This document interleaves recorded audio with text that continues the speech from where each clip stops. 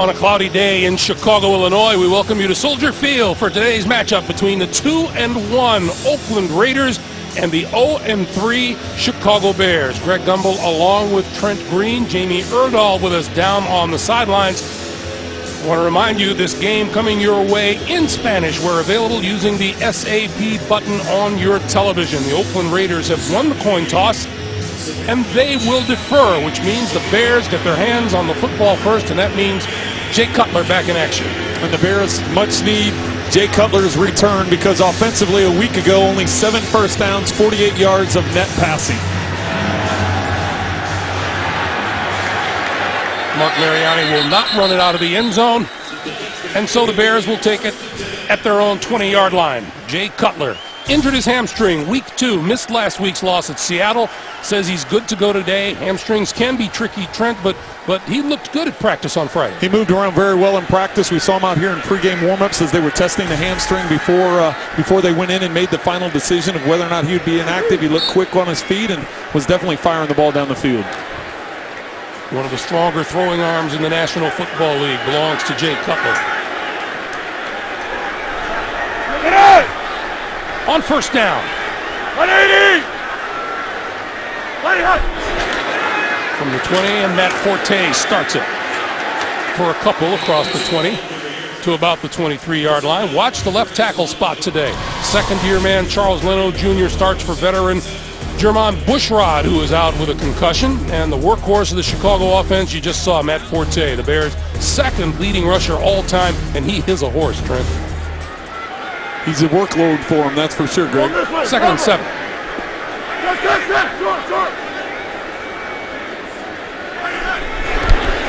Cutler from the shotgun, pulls it down, starts to run, and got rid of it, and he hits his man across the 35, across the 40, and across the 45 is tight end Martellus Bennett. You've been saying this could be a big day for Martellus Bennett. Well, and that's an area where the Raiders have had problems, is covering the opposing team's tight end, and you're really going to have problems if you can't apply more pressure to Jay Cutler and give him that amount of time. You see Bennett matched up with Lofton in the middle of the field, and because of that ability for Cutler to step up into the pocket, that's what gives Bennett the ability to escape and give Cutler the lane to make that throw. 24-yard pickup and a first down. And a Wildcat offense being shown here by the Chicago Bears. Matt Forte will keep it, and around the right side and across midfield and to the 45 of the Oakland Raiders, where Charles Woodson makes the stop. Let's check the Raiders defense. They need to pick it up there. They're ranked number 32 in the league. They have the bright young star Khalil Mack at defensive end. Newly signed Aldon Smith starts at outside linebacker for injured Ray Armstrong with Lofton and Malcolm Smith. And the secondary has the classy veteran and future Hall of Fame safety Charles Woodson, now in his 18th year out of Michigan. And we have an injury on the field, and that is the Bears center, Will Montgomery, number 64, the 10-year veteran from Virginia Tech. See if we can see what happened, Trent. You see him here on the left right here. There's 64. Someone falls into the back of his left leg. Looks like his own man. And Leno Jr. coming in from the left side. You see Leno Jr. 72 there, goes to make the chop and misses the defender and actually chops the back of his own man's leg. As Montgomery, you see him. It's almost always the hits that you don't see coming, isn't it? And that's really for an offensive lineman, whether it's a running back running into their back or in this case another lineman falling into the back of their legs. That's the one thing that they really can't have any control of, is someone falling into the back or sides of their legs. You never see it coming. Montgomery helped to his feet, certainly favoring the left ankle here. The key inactives today for the Bears, Alshon Jeffrey, the fine wide receiver, will miss the game because of a hamstring. Bushrod, we mentioned. Patrick O'Donnell, the punter, is out with a right knee injury. And Jay Ratliff, coming off a 3-game suspension, still not ready to play with a sore ankle. The Bears signed a punter yesterday, Spencer Lanning, to replace O'Donnell. Montgomery, you can tell, walking pretty gingerly. We'll keep updated on that for you. The Bears, meanwhile, with 2nd and 2. Matt Slauson has moved to the center position. to replace Montgomery. 2nd and 2.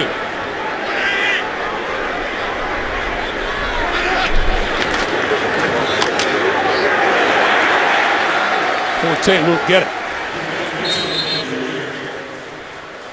Anytime you have the changes on the offensive line, like you talked already, without Bushrod up front, and now you move Slauson from left guard over to center, and you got Patrick Omame coming in at left guard, there's not going to be that continuity that you would normally have with your usual offensive line. So now it's 3rd and 2. Mario Edwards, the rookie defensive end out of Florida State, making that last stop. And Forte in the backfield with Cutler. And Cutler seems to be a little confused as to the clock. Let's see. Well, the Play clock is still at 25. Well, and it wasn't moving at all when Cutler turned around. Play clock never started, so it'll be in 25 seconds. So Cutler threw his arms up to triplet because the play clock was still stuck at 40. So he was moving now. He had no idea how much time he had. And oh, it's this switch.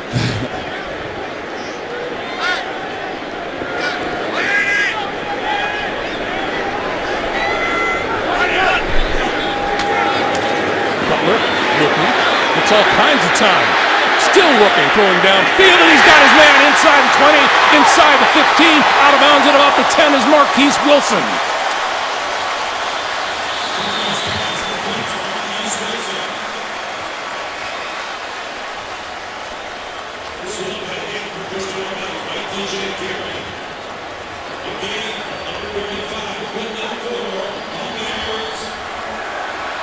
Those of you who are watching the New York Jets-Miami game from London, welcome to Soldier Field in Chicago.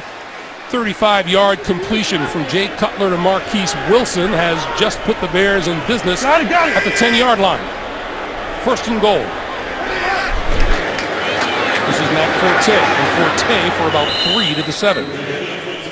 Oakland won the toss, deferred, and the Bears have had possession since the opening kick. And going back to one play ago, here's the long completion to Marquise Wilson. You see the amount of time that Cutler has sliding around in the pocket. He's not looking to take off and run, still dealing with that hamstring injury. DJ Hayden in coverage, that's a long time to expect to be in coverage man-to-man. 2nd and goal for the Bears. Offense has been lacking. They have no touchdowns over their last 6 quarters played. Cutler. Still dancing and throws it away. No, didn't throw it away. Off the fingertips of Josh Bellamy. Boy, Bellamy got up high. It did look like a throwaway from this standpoint, and Jay Cutler took a heck of a shot from Malcolm Smith as he was sliding in the pocket. Once again, dealing with that hamstring that he was close to being inactive today, but ultimately came back, and you see the shot he takes from Smith as he leaves, and Bellamy climbs the ladder and almost able to bring it in. There's the hit put on him by Malcolm Smith. 3rd and goal.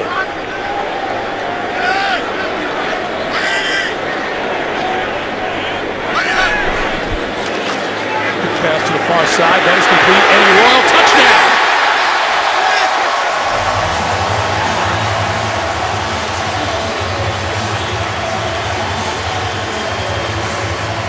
Trent, you and I have been talking all weekend about what nice medicine it would be for the Bears offense to get Jay Cutler back. Well, and it's because of his quick release and his understanding of the offense. You'll watch the 2 outside receivers, Bennett and Wilson, clear things out, and they're just running Royal to the flat. The other 2, Bennett and Wilson, they're not even there to run a route. You can see they just go upfield, and they're trying to delay long enough to start their block so they don't get called for an offensive pass interference because they know that ball is going to be quickly on Royal. That's exactly what Cutler does. A much-needed boost, as you said. They needed Cutler to get back and add a little vertical threat in this offensive attack. New Cutler holding for Robbie Gould, and it was blocked at the line of scrimmage. Well, that's very smart of Robbie Gould to jump on that ball. As we understand now, the defense can pick that up and return it for 2 points. So good awareness by Robbie Gould to jump on it. Here once again is the touchdown to Royal, getting in the end zone for Cutler. With the new rules in play for the missed point afters, they begin to mount up here in 2015. Here's the block. Now you see Danico Autry, 96 on the left of your screen, but watch the trajectory of this ball. Look where the goalpost is and look where that ball is tipped. I think even if it's not blocked, it's going to be wide left, but it was smart on Gould's part to jump on that football as we said before break, the Raiders could have returned that for 2 points. Gold's first missed kick this year. This one's short. He comes down and bounces out of bounds inside the 10-yard line, and the penalty flag flies. Kickoff out of bounds, kicking team. Ball will be placed to the 30-yard line. Correction, 40-yard line. First down. Jeff Triplett, our referee today, and we'll take a timeout. 6-0 in favor of the Bears. Derek Carr in the Oakland offense taking the field right after this. The NFL on CBS is sponsored by Southwest Airlines. Book your low fare now at southwest.com. Domino's. Order online at domino's.com. And by FanDuel, the leader in one-week fantasy football.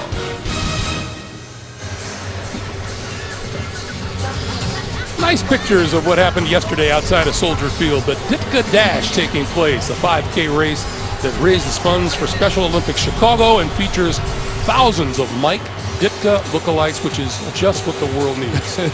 Just what the world needs. It's funny that there's a Ditka Dash here in town, right? Greg Gumbel, Trent Green, Jamie Erdahl at Soldier Field in Chicago on a day that so far is not as bad as weather forecasts predicted earlier this week. Yeah, the weather was nice. I was down on the field before the game. It's a little bit of wind, but not too bad.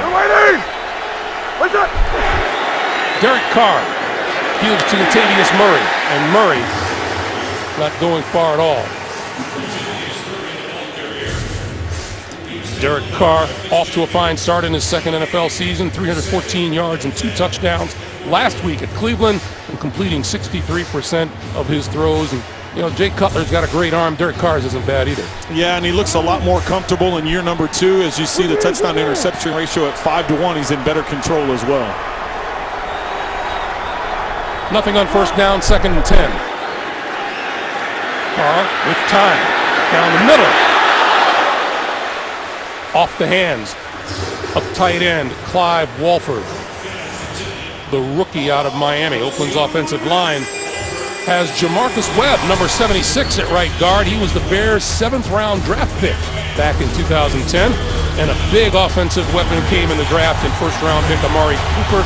Trent, he's everything the Raiders hoped he would be and then some. He's leading the National Football League for rookies receiving yards, rookies receptions, and his yards after catch is 2nd in the NFL. 3rd and 10. Carr throwing this side. Came up short, and it was a good thing because Tracy Porter was there waiting. Well, that's going to be the clue or the key for the Bears defense, is to not allow Derek Carr to get comfortable in the pocket. You'll see Cooper here just with a comeback on the outside. Excellent coverage by Porter, anticipating that ball and ready for the undercut, and Carr threw it short. Mark Mariani deep for the kick. He's going to let it go, and it bounces inside the 10, and then he's down at about the 5-yard line. Andre Holmes down the ball inside, right at the 5-yard line, and that's where the Bears will get started. Welcome back, everybody. A reminder, never miss a moment of football action with the CBS Sports app. Every play, every story, and every highlight right as they happen. Download the CBS Sports app now at cbssports.com/mobile. The Bears from their own 6-yard line with a 6-0 lead. And they'll start it with the give to Forte, and Forte across the 10 out to the 14, where Charles Woodson makes the stop. Let's go down to Jamie Erdahl. Jamie. Greg, speak of the devil. Priority number 1 for Raiders head coach Jack Del Rio when he got to Oakland was change the culture of this team. And the guy he needed to do that most would be the return of 18-year NFL vet Charles Woodson. Now, Woodson knew once his body was ready to go for another year in the NFL, he started to notice the changes the Raiders were making, most specifically Del Rio's new staff. And you can see he's the quintessential veteran that you would want on this team to make a change. He is indeed. Thank you, Jamie. On 2nd and 2. Forte, first down, and then some, across the 20 to about the 23-yard line.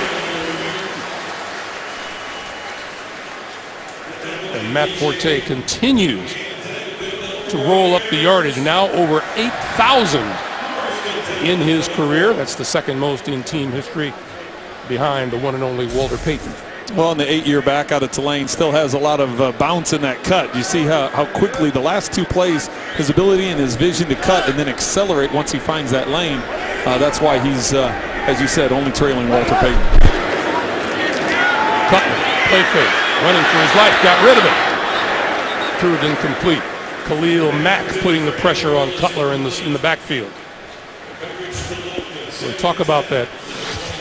Matt Forte, he's second in just about every important offensive category there is behind the great Walter Payton. Well, and having a chance to talk to him about it, he said, you know, that'll be something special to look back on once I retire, once I'm done playing, because you don't want to get caught up in the moment. You don't want to start patting yourself on the back too soon. That was what he said, and you know, it was nice getting a chance to talk to him and see the amount of work and how much he cares about it. He can back that. He can. He chose not to. Cutler had it knocked down. Number 99, Alden Smith. Well, that's one of those ones you'll see Alden Smith coming off the edge here. And he's the one that gets the hand on it. But that's the one as a quarterback. Sometimes you want to have the string on the ball because you try and throw the screen pass, but you see the defensive player peel off on it, and you don't want to take a chance of the interception. So now Cutler looking at 3rd and 10. Hey, Lafayette! Longhorn!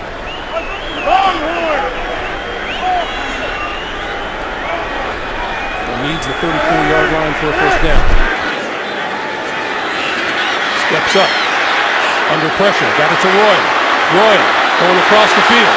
Looking for the first down and has it. 40-yard line. And out to the 45 and a first down for Chicago. Charles Woodson pushing him out. So Royal's coming from left to right, but I want you to understand the structure of this defense. See, Royal's lined up in the slot. He does an out and then undercuts knee. He's the outlet, basically, but the structure of the Raiders defense was a cover 2, and to isolate Martellus Bennett on the top all by yourself and have a safety over the top, that just tells you some of the concern and some of the respect that the Raiders have defensively for Bennett, which allows those one-on-ones underneath with Eddie Royal. See how the fortunes of the Bears have already changed from a week ago. This is Forte.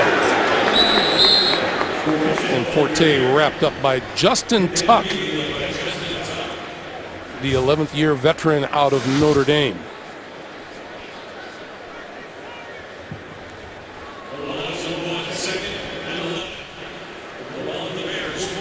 You know, every time we mention Charles Woodson, I think of Jack Del Rio's reaction yesterday. Can you imagine having played as long as Woodson has played? He just started laughing. Especially defensive guys. That's a long time to play. Coming up and making a number of hits. Woodson in his 18th year. Butler, quick pass, near side. This is Bennett. And that play isn't going to go anywhere. The ball is loose and covered by Kerry Lee, the tight end. I think the ball comes out before he hits the ground.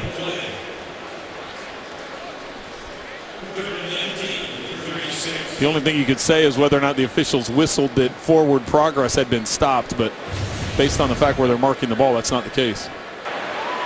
Holding offense, number 82. That penalty is declined. 3rd down. Let's go down to Jamie. You saw center Will Montgomery get carted off with a left ankle injury. He is out for the game for the Chicago Bears. All right, Jamie, thank you. So Matt Slauson, there you see him in the center of your screen, number 68, normally the left guard. We presume be in the center the rest of the day. 3rd and 19. For Cutler.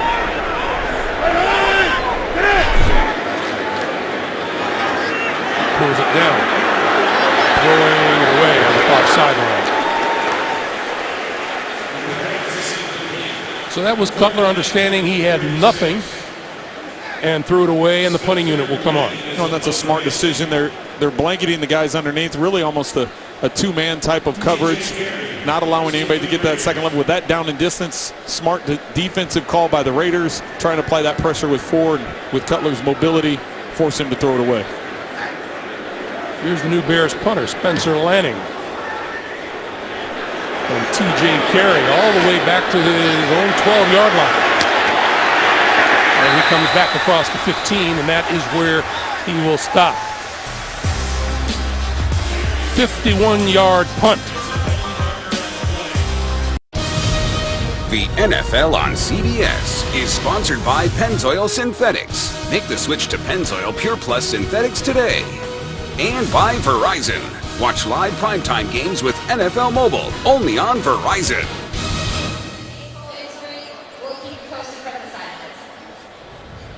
Welcome back to Soldier Field in Chicago. 6-0 Bears. Greg Gumbel along with Trent Green all week long. The concern in Chicago has been about this Bears team and whether or not it can right itself. They're not as bad as an 0-3 record might indicate. Well, you just look at the opponents they've played, and I think that was the important part when the Raiders, we had a chance to talk to them about, look at the schedule that the Bears have had. Look at the number of injuries they've had, the fact that Jay Cutler didn't play in 1.5 of those games. Now he's back. Obviously, the Bears are dealing with some injuries along the offensive line, so it's a matter of giving Jay Cutler time to push the ball down the field. A holding call on that punt has the ball for the Raiders at their own 6-yard line. Latavius Murray. No gain. Hit by linebacker Pernell McPhee. Chicago's defense up front. Jeremiah Ratliff was due back today after a 3-game suspension to start the season. A sore ankle has rookie Eddie Goldman starting in his place. McPhee at linebacker, an outstanding game in the loss at Seattle. 6 solo tackles, 2 of them for a loss, and 2 of Chicago's 4 sacks. And the anchor of the secondary, the 11th-year veteran safety, Antrell Roll. On 2nd and 10, give it to Murray again. And Murray this time finds room to run and continues plowing out to about the 12-yard line. Well, on first down, the Bears decided to commit a bunch of defenders down into that defensive box and not allow the run to happen. Second down, anticipating that they were going to throw the football, they drop back into more of a cover 2, cover 8 shell where you're getting safeties deep, corners playing a relaxed coverage. The Raiders take advantage of that and push the pile right up the middle to make this 3rd and manageable. 3rd and 3. Oakland not yet able to generate much offense at all. This pass is complete to the near side of the field. Michael Crabtree out to close to the 25-yard line and a first down. Well, and McManus is in position on this. Crabtree just running a corner route. Carr trying to anticipate and throw the ball early. McManus undercuts it and just misses the ball, and Crabtree is able to bring it in on the back shoulder, now giving the Raiders some space away from their own goal line. Michael Crabtree on one side of the field, Amari Cooper on the other. Derek Carr has some targets. From their own 24, Carr with time, throws, and that's incomplete. Intended for Cooper. Time for us to go green, Trent. Well, and speaking of Cooper, this is a combination that the Raiders are hoping to have long-term success. When you have a young quarterback, a young receiver, the timing is so important. As you see Carr about to get hit, he throws this ball early before Cooper even gets out of his cut. So being on the same page at an early age, early in the season, is very vital. And as you see, once making the catch, Cooper has the speed to take it the distance. On 2nd and 10. Passes to Michael Rivera, the tight end. First time he's been targeted today, and Antrell Roll rides him out of bounds. Well, we talked about the Bears and their use of the tight end with Martellus Bennett, but it's important for this offensive attack for the Raiders to utilize the tight end as well. We mentioned Crabtree, obviously just talked about Cooper. Latavius Murray's carrying the football very well in the backfield. The way their running game is working, you have to have you have to have a tight end like Rivera that can catch the ball and keep defenses honest, especially in the middle of the field. So 3rd and 6 now, facing Carr in the Oakland offense.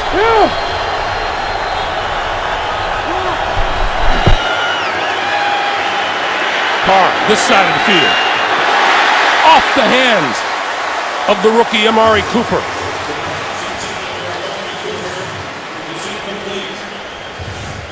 Carr had Cooper isolated one-on-one with Tracy Porter.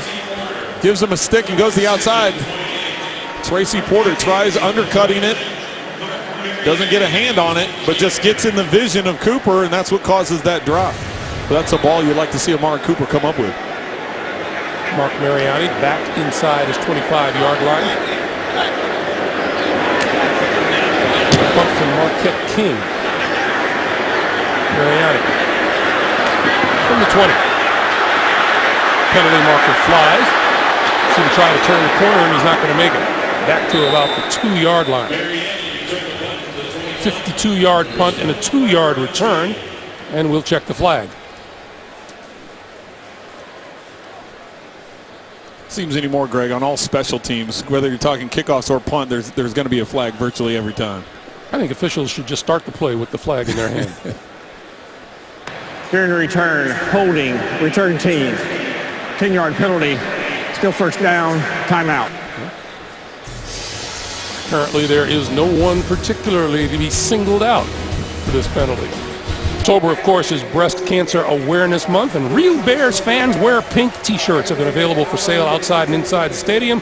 Honorary captains today, Gina Wolbert and Kathy Myers, breast cancer survivors, and the national anthem was performed by a women's chorus of breast cancer survivors. And a reminder, you can join in the fight against breast cancer and learn more about a Crucial Catch Day on October 13th. Find out how you can help. Make a crucial catch at NFL.com/pink.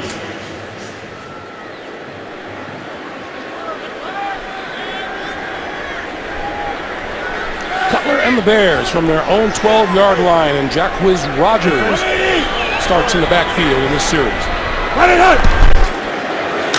Rodgers with the handoff, and he's going nowhere. Hit hard right up the middle by Stacy McGee. We get our first NFL Today update of the day. Back to New York, James Brown, Bart Scott.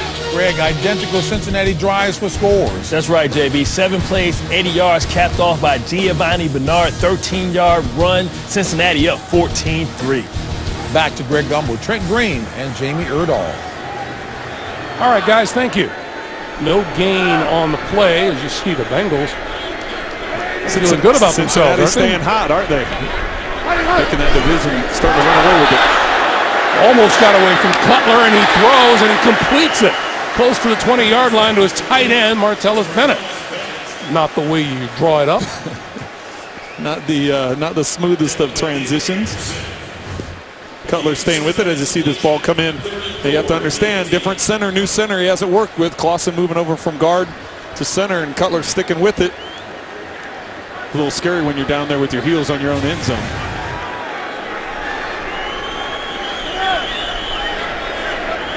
Always interesting to see the snap after a snap like that and see those when it comes out. 3rd and 4. Perfect. That's complete.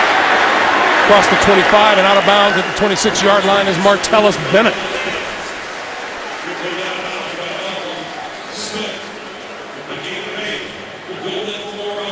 We touched earlier about the Raiders and their lack of success against opposing tight ends, and Bennett is sticking with that same mold right now. 4 catches for 30 yards already. And so far, Jay Cutler looking very good. Sliding around very well, looks good, looks mobile, looks quick. I don't think they want him taking off and running to test it in a full sprint, but he's definitely able to move around the way they wanted to within the confines of the pocket.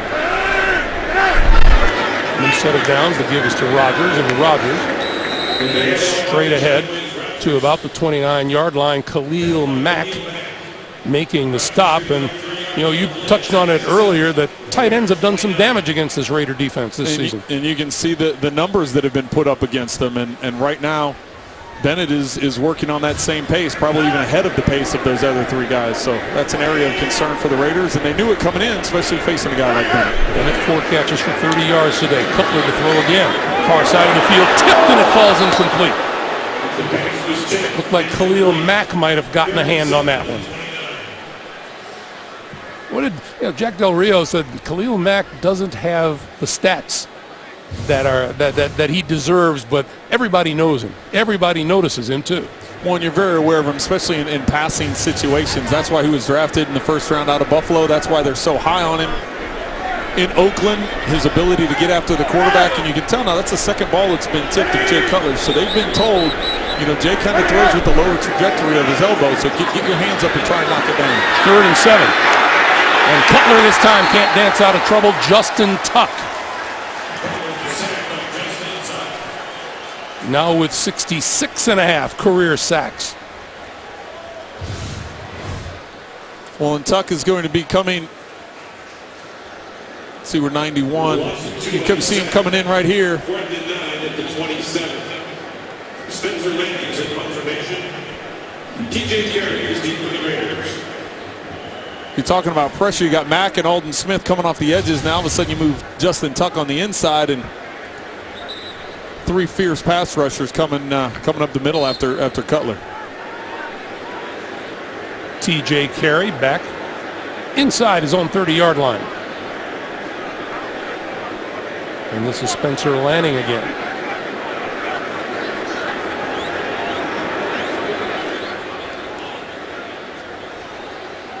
They are letting the clock wind down and will let the first quarter expire before the snap. Of the first quarter. So they'll change ends and then they'll kick it away. 6-0 Bears. This is the NFL on CBS. So first quarter numbers as we get set to start the second period. Look at the time of possession down there. 11:14 for the Bears, 3:46 for the Oakland Raiders, and 6 first downs to 1 tells you that the Bears have been able to move the football. Well, if you want to help your defense out, limit the other team to 9 plays, 9 offensive snaps for the Raiders in that first quarter. This is TJ Carey. Carey running room on the right side, out across the 45. And that'll be marked down at about the 47, maybe the 48-yard line. Sam Acho making the tackle. Hey, a reminder, your weekend begins here with Thursday Night Football on CBS and NFL Network. The Indianapolis Colts will take on the Houston Texans here on your home to Super Bowl 50, CBS Sports. Interesting, Andrew Luck inactive today in the game against Jacksonville. Will he be back on Thursday? Well, and you would think that's probably what they're thinking has to do with is, playing a division opponent and on a short week is trying to get him as healthy as possible. Hard on near side, and this is Cooper. And Cooper across midfield to the Chicago 46, brought down by Sam Acho. Bears leading after 1 quarter for the first time all season. Well, and going back to Cooper just getting that football now, you want to get receivers involved. As a quarterback, you want to get guys involved, especially your playmakers. You want to get them the ball in their hands, and they hadn't had any success getting them the ball up the field. So let's come out on first down, a good drive starter, nice quick throw, get the ball in his hands, and maybe get him into the flow of the game a little bit better.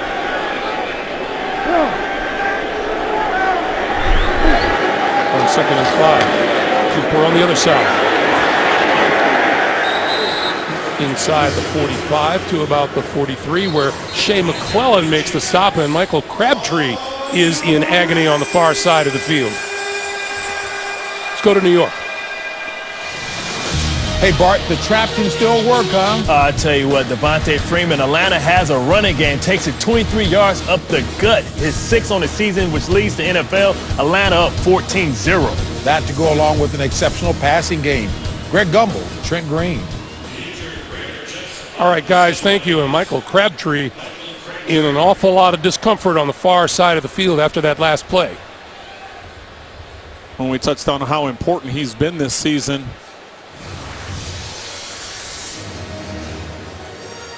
See if we can see where he gets caught up.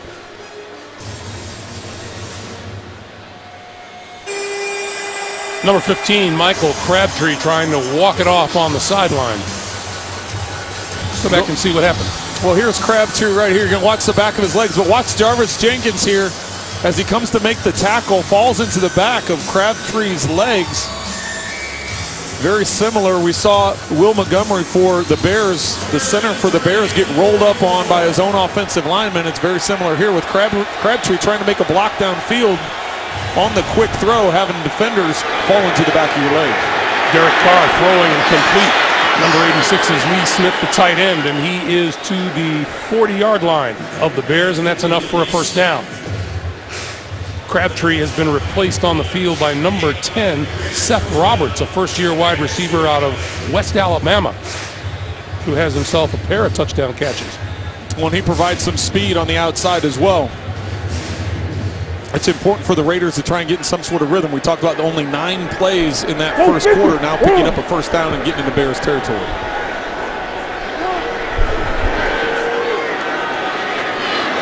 Carr, Murray. And Murray going nowhere. Wrapped up by safety Adrian Amos. Tonight on CBS, Téa Leoni returns with special guest star Morgan Freeman on the powerful season premiere of the hit drama Madam Secretary tonight after 60 Minutes. Only CBS. You see this Bears football team, and they don't really feel or look like an 0-3 football team. And when talking to the Raiders in their preparation for this, they say, hey, look at the opponents they've had. Look at the schedule they've had. We understand, you know, they're not an 0-3 type of football team. Even though that's what their record says, they expected a much bigger battle today. This is Murray straight ahead. Inside the 40 to about the 37. Well, and on the reverse side of that, Greg, the same thing goes for the Bears. We went to their practice facility on Friday, got a chance to see them and speak with the players, and they really didn't carry themselves like an 0-3 team. They were frustrated. Obviously, they're frustrated being 0-3, but they felt they were a better team than that and could perform better. So they just anticipated and were anxious about getting out here today and facing the Raiders. John Fox pretty confident they would come around. He said, I like the guys the way they're playing. They're playing hard. 3rd and 8. Carr, quick pass. Murray out of the backfield, inside the 30 and out of bounds, short of the 25-yard line. That's another first down for the Raiders. Wait, Latavius Murray has great hands, doesn't he? Yeah, Latavius Murray coming out of the backfield here, and you see him peel with Houston, trying to get in coverage. That's a disguise that you try and do defensively when you're trying to bring bodies and cause confusion with the pass protection. But Latavius Murray, as he's running one direction, catching a low pass, shows tremendous hands out of the backfield, and good job by Carr finding that leverage and finding that matchup. Lamar Houston making that play, spent his first 4 years in the NFL with the Oakland Raiders. Carr with time, gonna go deep toward the end zone. Cooper. It is ruled incomplete. I don't think it looked like he had one, but not two.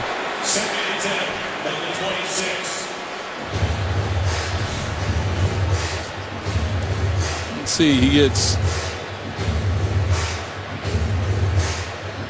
Just depends on if that trail leg was still on the ground right there when he caught it. So the right leg is still on the ground. You can see the toe on the ground here, and he has the ball in his hands. Let's see where the second one comes down. It looks like you can see some green under in front of his toes.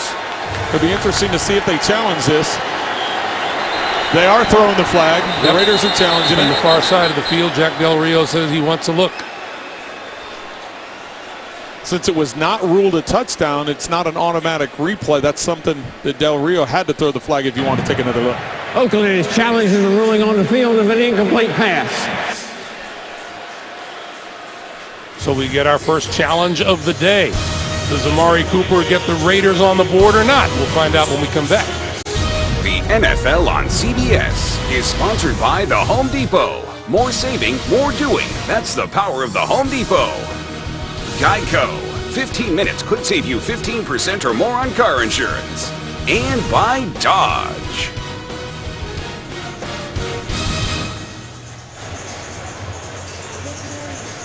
So Jeff Triplett has gone under the hood to take a closer look at this, Trent. Well, it's important to look at. The second foot comes down.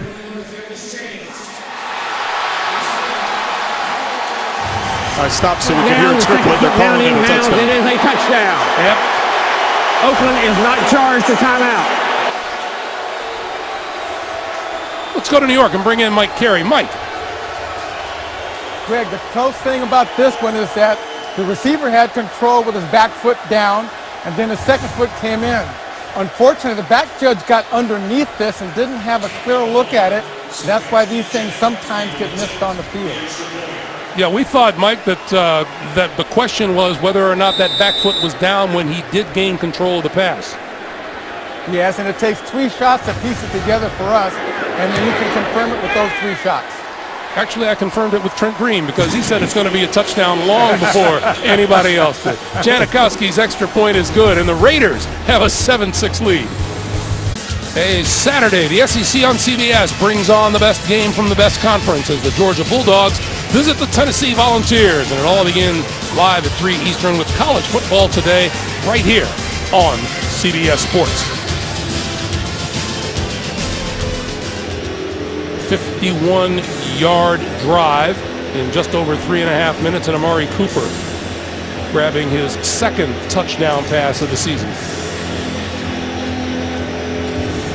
You'll see Cooper here in the slot. He's the one that's going to have the corner route, but I want you to keep the eye on the corner. That is what Derek Carr is looking at. He's watching to see if that corner jumps the out route. You see Porter jumps the out route, so Carr lays it to the back corner to get it over the top. 11:10 to play in the first half. Janikowski. And this one looks returnable by Mariano. Up the middle, across the 20 to about the 21, and a flag flies from Jeff Triplett. Holding, number 82 in the return team. Half the distance to the goal, first down. That penalty is on Kerry Lee. We go down to Jamie. Greg, 2 notes from the Raiders sideline. Safety TJ Carey is questionable to return to the game with a chest injury, and we saw wide receiver Michael Crabtree go down with a right ankle injury. He is doing his best to come back into this game. He has the right ankle retaped, but he is also questionable. All right, Jamie, thank you. So TJ Carey has been replaced in the Oakland secondary by number 29, David Amerson, third-year defensive back from NC State. And Cutler starts from his own 8-yard line.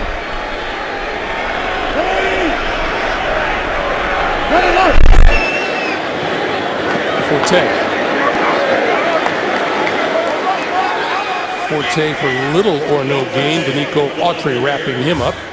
Take a look at Jake Cutler and how he's been moving today. Sliding around the pocket, you can see with him keeping his eyes upfield, able to backpedal and make an accurate throw upfield. Step up in the pocket, slide and avoid. He looks very good considering how concerned they were coming into today's game. On second down, Cutler takes a good look.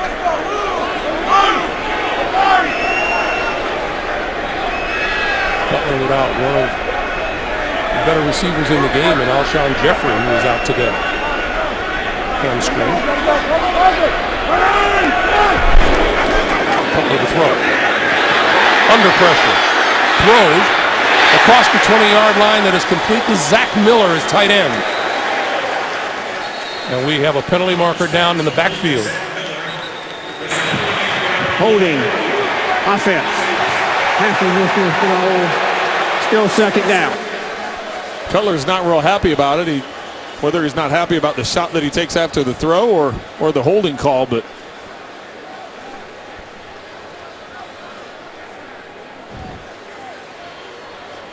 and then look at Michael Crabtree, who is walking off the field.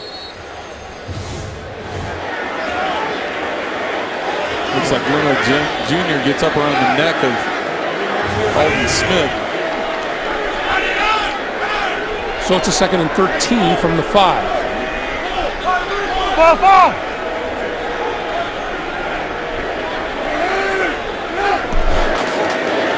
Forte breaks it to the near side, back inside, and across the 15. Larry Asante, 4th-year safety from Nebraska, making the tackle as we duck under 9.5 to play here in the first half. And just the vision that Forte shows, allowing his blocks to get set up. Here it looks like he's going to go to the outside. Woodson gets knocked out of the picture, and he's able to cut back and pick that up. But what it really does by that run, that big gain on second down, is it now puts into 3rd and short. Gives you some choices here trying to pick up the first down.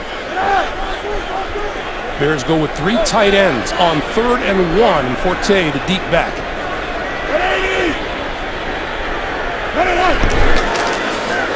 Forte get the first down, and he does, and a lot more. Across the 25, out to the 27 for a first down for Chicago.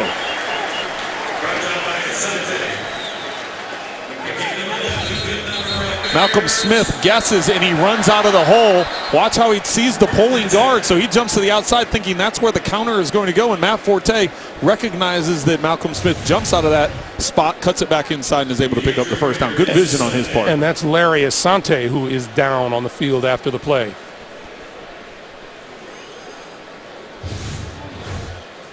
Number 42 in the middle of your screen is the one who makes the initial hit. The NFL on CBS is sponsored by DirecTV. If you call yourself a sports fan, you gotta get DirecTV. And by Destiny, the Taken King. Become legend. Available now. Look at a little junior Pee Wee football yesterday at Blackhawk Park here in Chicago as the Plainfield Prowlers in the white uniforms took on the Windy City Dolphins wearing black. Who'd you have in that game, Trent? Whoever had the fastest kid. That's generally who wins those games. Whoever has the fastest kid at that age of football generally comes up with the win. Rookie defensive back Keenan Lambert has come on to replace Larry Asante. On first down, lost the football. Looks like the Raiders have it. And they do. At the Chicago 25-yard line. Dan Williams covered the ball, and once again, you have to suspect that new center in the lineup for the Bears. We'll see a close-up here of Cutler's hands. He never gets the ball. Almost looks like he closes his hands too early, so maybe a little delay in the snap with what he's normally used to with Will Montgomery. Obviously, Montgomery out of the first series of the game. Matt Slauson moving over from guard to center. Not on the same page there, unfortunately for the Bears, after putting something together to get it away from their own end zone, picking up some big first downs, and now giving the Raiders key field position. Cutler hasn't played in a week, and Slauson replaced injured center Will Montgomery. And prime opportunity now for Derek Carr and the Oakland offense. First down at the Bears 25.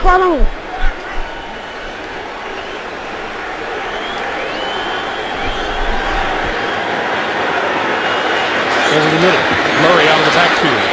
Pickup of about 5 to the 20-yard line. The Raiders, things going well for them after an opening week loss. They've won 2 straight and are a game behind Denver in the AFC West. And now Latavius Murray is on the turf.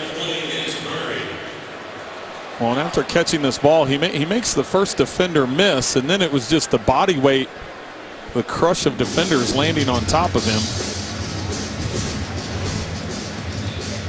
You see the pursuit here. He makes the first defender miss, but Ego Ferguson is the one that comes in, and when you make that first guy miss, people pursuing from behind, and Ferguson drops him on that right shoulder. Don't want to speculate it's the right shoulder. It looks like he was trying to stretch out his ribs a little bit when the trainers were out there as well.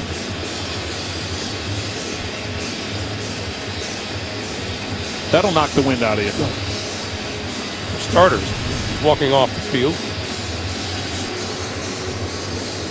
And he'll be replaced by Roy Halute Jr., 50-year back out of Nebraska.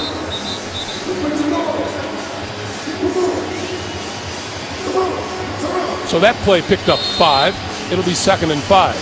And we have 8 minutes remaining here in the first half.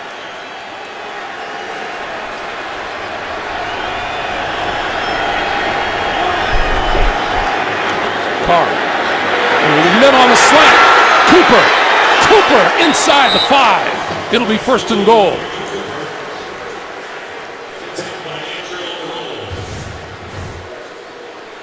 Cooper here beating Porter off the line of scrimmage with the inside move. Recognize he has safety help over the top.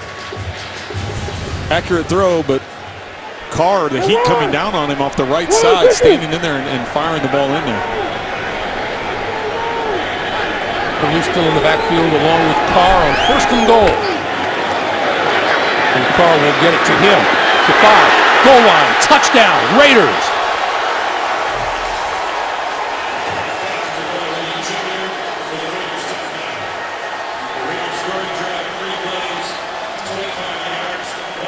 We have seen a complete turnaround in this football game from what happened in the first quarter when the Bears dominated play. Dominated play, dominated time of possession. This last series set up because of a turnover.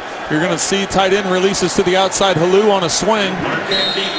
Recognizing he has man-to-man over there. Carr makes a good decision going to that side of the field. As soon as he sees the defenders drop, on Smith into the end zone, he knows to go to a swing, and then from there it's all about Halou getting in the end zone. Janikowski's kick is good, and with 7:12 to play in the first half, the Oakland Raiders up their lead to 14-6 here in Chicago. Fired up Derek Carr, the Oakland quarterback, on the sideline. 2 touchdown passes today, 28 in his career. And he has passed Tom Flores for the most by a Raider quarterback through his first 2 NFL seasons, and here he is just 4 games into year number 2. Well, and he's quickly established himself as a leader, even though he's only in his 2nd year, and normally a quarterback is your leader. He's quickly established himself that the guys respond to, and he's done a great job of getting everybody on the same page, even with the changes that have been made. You know, new coaching staff, new offense, new personnel. He's really taken hold of this team. Speaking of Tom Flores, he stopped in and said hello to us prior to the kickoff today. Raider broadcasters, a look at some key injuries today. Crabtree with the ankle. TJ Carey, the chest, and Latavius Murray walked off shortly. The Raiders say he has a shoulder injury, and the Bears lost Will Montgomery to an ankle injury. Well, and that last one was probably the biggest one, just because of the fumble that occurred on the quarterback center exchange the last series for the Bears, giving the Raiders that great field position that they ultimately took in and scored the touchdown.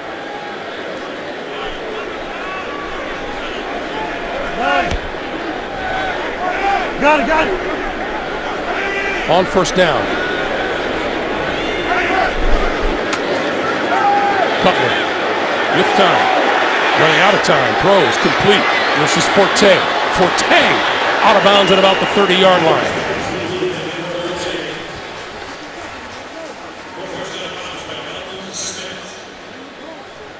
Good job by... Hold that thought, Trent. This week on an all-new Late Show, it's Senator John McCain. And Tuesday, Stephen welcomes former President Bill Clinton. Don't miss it. Only CBS. You were saying.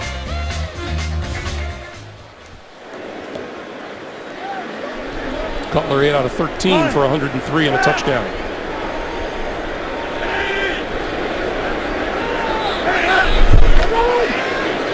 This is Forte.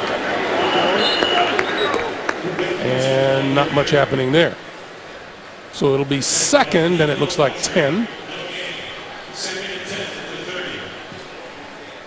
You know, we referenced Matt Forte earlier when we talked to him on Friday. He's a really humble guy for someone who has accomplished so much here in Chicago. Well, I thought it was really refreshing, just the conversations we had about he and his dad, and how his dad evaluates everything and watches tape, and just, you know, it just, he said early in his career his dad gave him a lot of coaching points, and now he kind of figures he knows what he's doing. Cutler throwing far side. This is Eddie Royal. And Royal, maybe a yard or 2 and not much more.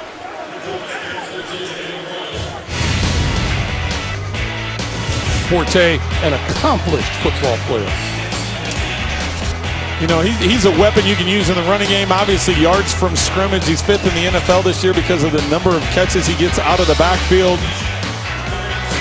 A lot of bang up on the offensive line, so that 4.7 yards per rush may be put in jeopardy today, just because that whole left side of the offensive line has really been changed around with the injury to Montgomery, with Leno Jr. going in at left tackle to start this game. It's a little bit of a shakeup. And Eddie Royal just came off the field shaken up. 37. Forte, running room. Midfield. Finally pushed out of bounds at about the 30-yard line. I like that, Greg. Just when we had talked about him catching the ball out of the backfield, they hit to him on a check down, and here's Forte coming out of the backfield. Cutler wants to look upfield. Gets to his check down very quickly. Once as a quarterback, as you see the defenders drop deep, and you have a back like Forte that you can get the ball in his hands quickly. Watch the vision there as he sets up Asante on that cut. 38-yard pickup. 4th play of the day that the Bears have gained 20 or more yards on a play. And this is Forte on the ground. Breaks it outside. Stiff arm. And a penalty marker is thrown.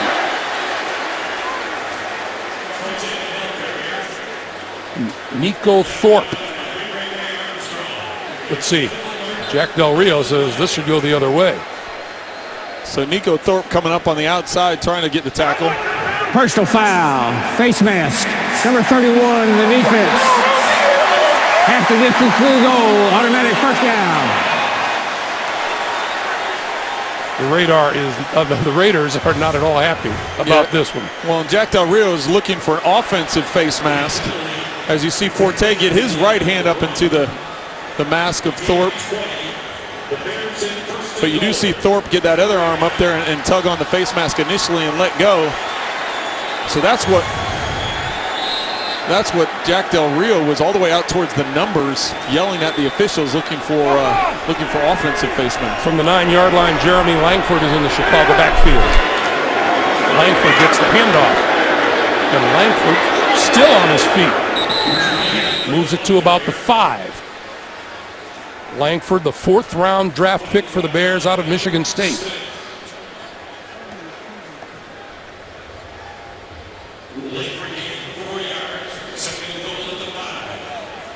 Now you start worrying about where the isolation is going to be down in here. The Raiders are going to try and stop the inside run. Where do you have the matchup on the outside that you feel best about?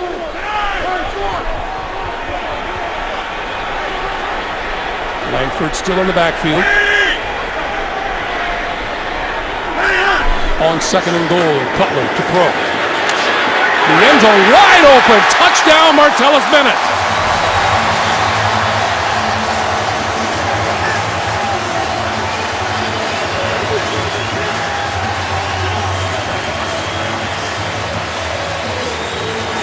Well, that's not the guy you leave open.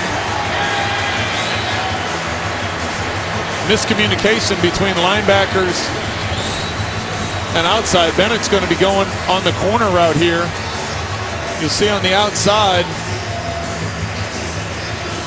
David Amerson comes inside with the outside tight end, and nobody follows Bennett on the corner route. It was just a combination route, and you try and cause confusion, and clearly the Raiders were confused. Now this is interesting. The Bears are going for 1 instead of 2. It's a little early to chase the points, isn't it? It's a little early to chase, but you have to remember you have a new holder. You missed the last one, or it would have missed had it not been blocked. Spencer Lanning is the punter who is the holder here. Gets it down, and Robbie Gould gets the kick away, and it's good. So 3.5 to play in a game in which the Bears have just dominated time of possession and total yardage, and they trail by a single point, 14-13. Let's go back to the TD. For a quarterback, does it get much easier? Well, you have Zach Miller coming in. He's going to sit down, and then you got a corner route here. And what happens is the 2 defender, this including one and then one that's off the screen here, they come in and they squeeze Zach Miller. They end up double teaming. And as Bennett comes, you can see right here they're double teamed, and then nobody covers Bennett as he goes to the corner. So that's more of a communication issue than a design issue. And for Cutler, that's just an easy toss.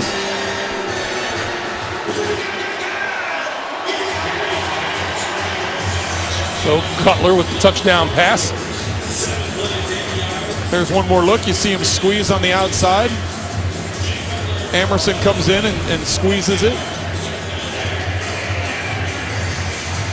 Coming into this game, the Bears had scored 4 touchdowns. That was tied for the fewest in the league. They have 2 so far today. Well, and even though they're trailing by a point here, time of possession is nearly 10 minutes in favor of the Bears. Take away that turnover they had, and that's really ultimately led to the Raiders right now having their 14 points. The Raiders have Marcel Reese to receive this one, and this one's short. It'll come down inside the 20 for Roy Halou Jr. And he'll bring it back to about the 29-yard line. Week 4 continues later today on Fox, and then tonight with Sunday Night Football on NBC. Tune in tomorrow for Monday Night Football on ESPN. Just when you get a feel for one team in this game, the flow sort of changes, doesn't it, Trent? Yeah, and the turnover was the key for the Raiders getting that. Obviously getting the big touchdown catch from Amari Cooper early on, but then the turnover gave them that second one, and then the Bears putting together a heck of a series there going down the field. Most of that picked up by Forte, catching the ball out of the backfield. Latavius Murray is back for the Raiders. Carr throw into Murray on the near side, intercepted right off of his chest, picked off by Pernell McPhee. Well, that's one as a quarterback you just have to let go mentally, because you couldn't have thrown the ball any better Hit Murray right in the chest. We were talking earlier about what a great pair of hands Murray has. This one just bounced off of him. Well, and this is the problem. He doesn't trust his hands. He tries catching it with his shoulder pads and his body instead of sticking out your hands and catching it with your hands. You let that ball get to your body, bad things can happen. And you'll see here, he tries to cradle it, just comes in, hits that shoulder pad, and pops up in the air. It's an easy interception for the Bears. Pernell McPhee with the ball. And Eddie Royal is back onto the field for the Bears now.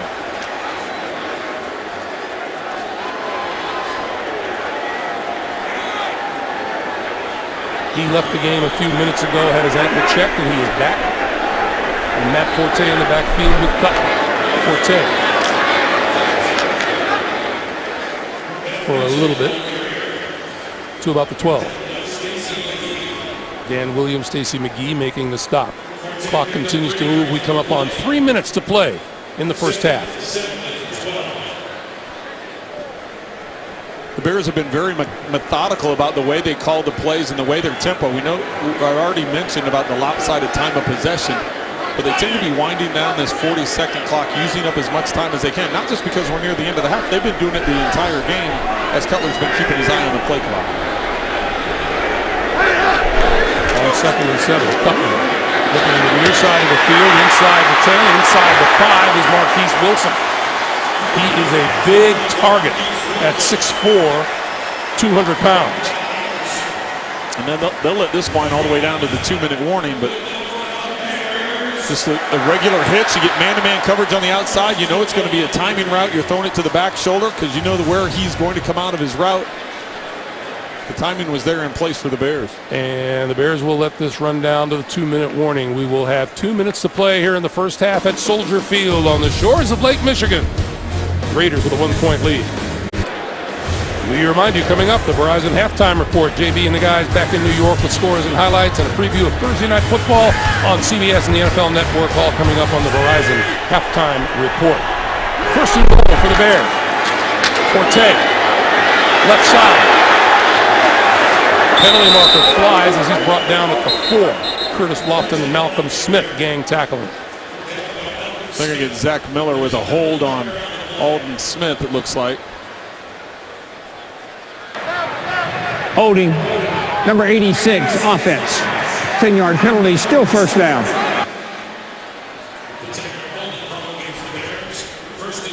Zach Miller it is. See at the top of your screen there's Zach Miller. Or I'm sorry, Zach Miller's in the backfield. He comes out on this outside run and he tries to seal the edge on Alden Smith, and see he reaches in with that left hand and pulls him back. In wrestling, isn't that a 2-point takedown or something? Definitely bumps him back here. To the 13-yard line, first and goal. I'm not up on my wrestling points, so. Cutler to the near side. This is Bennett. Bennett looking for running room, runs out of it as he is out of bounds at about the 7. Curtis Lofton pushing him out there. Well, at 6'6", 273, Bennett catches that ball in the flat. They were in a hurry to get over there, but they were in a hurry to push him out of bounds. I don't know how many people wanted to square up on him. That even though Lofton's coming in at 245 pounds, that's giving up a little bit of weight and a little bit of head of steam. That's about 30 pounds shy of Martellus Bennett. Second and goal from the 7. Cutler looking left, goal line. Pass is complete, just short of the end zone to Eddie Royal. Ball is going to be placed at about the 1-yard line. DJ Hayden covering on the play.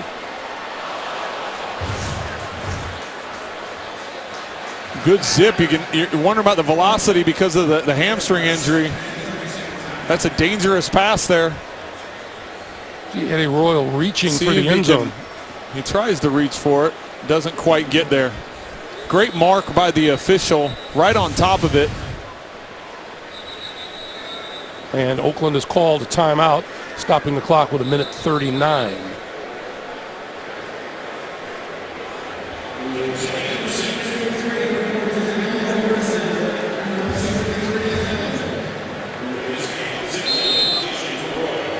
He attempts to stick the ball up. You see the official right here. He's right on top of it, and that ball is going to be just inside the goal line.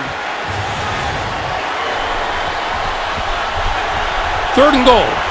Forte, the deep back.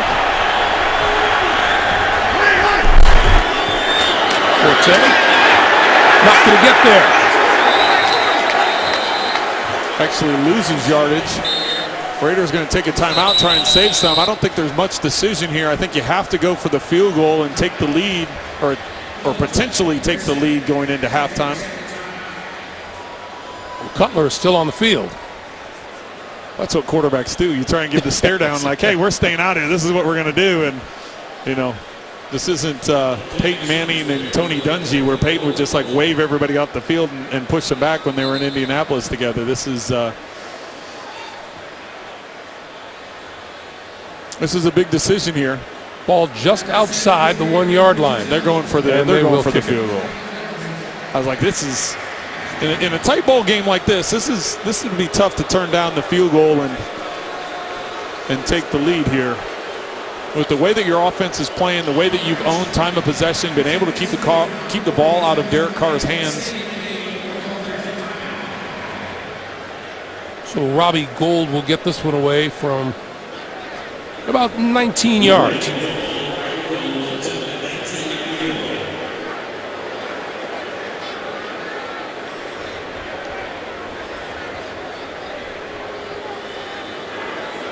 So Gould out of the hold of Spencer Lanning.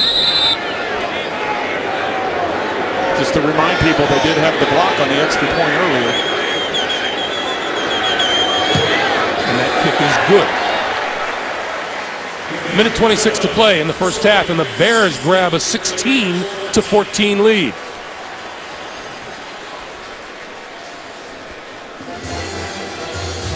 These Chicago Bears took part in Super Bowl 20. Mike Ditka's Bears shuffled all the way to New Orleans, where they took on the underdog New England Patriots. The Bears' legendary defense was way too much for the Patriots.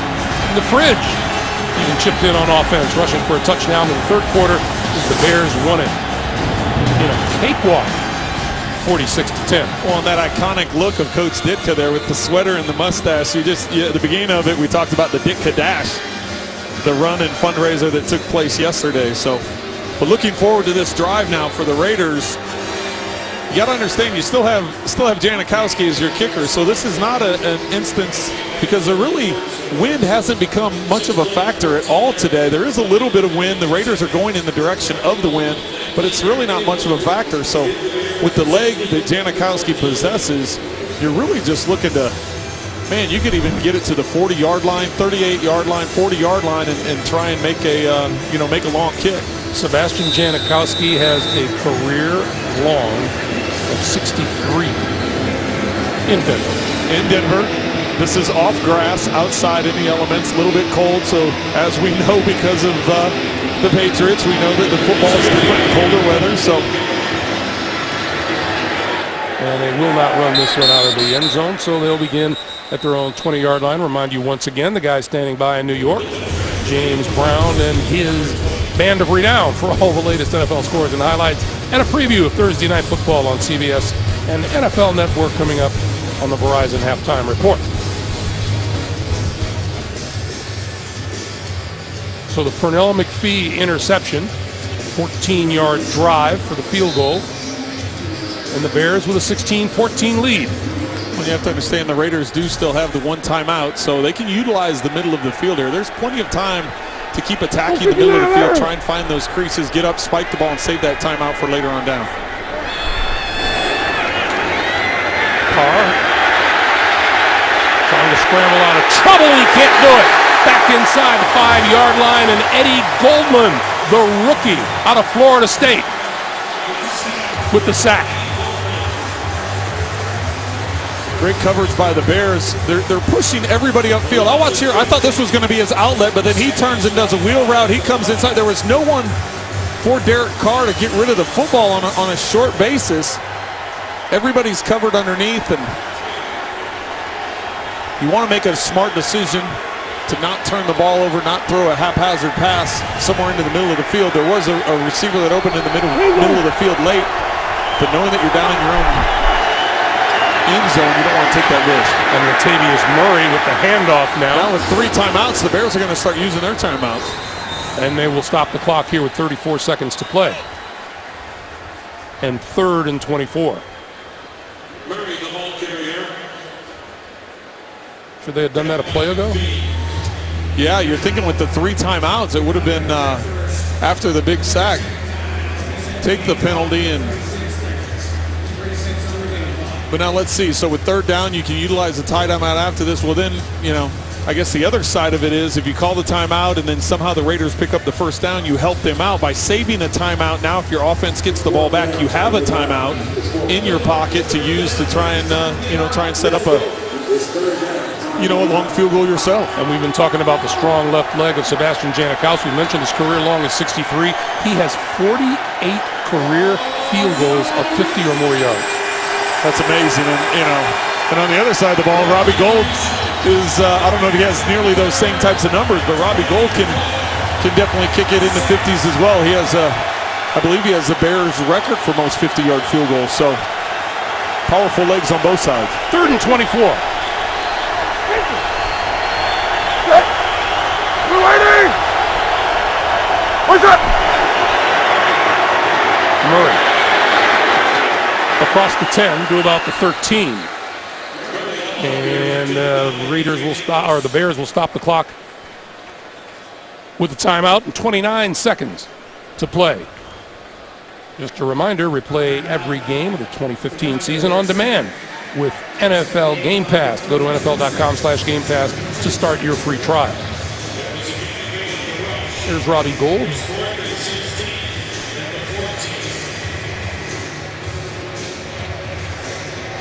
Robbie Gould has a long of 51 this season.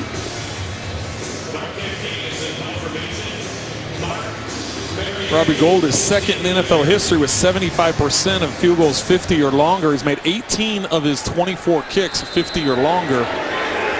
So they're trying to get with that 1 timeout left, trying to get him in a position to give it a shot. See what Mark Mariani does with the return. Line drive kick takes a bounce, and Mariani will let it roll. And this will come to rest close to the 35-yard line.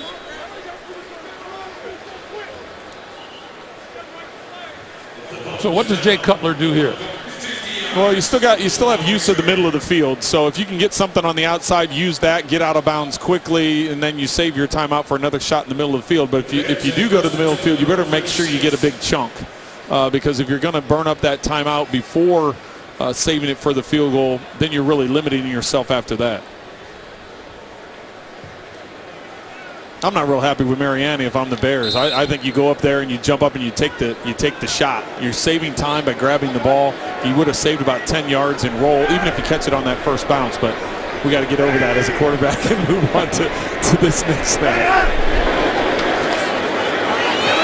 Cutler on the scramble, and he goes down at the 31. Aldon Smith brought him down. And the rest of the first half time will just click away.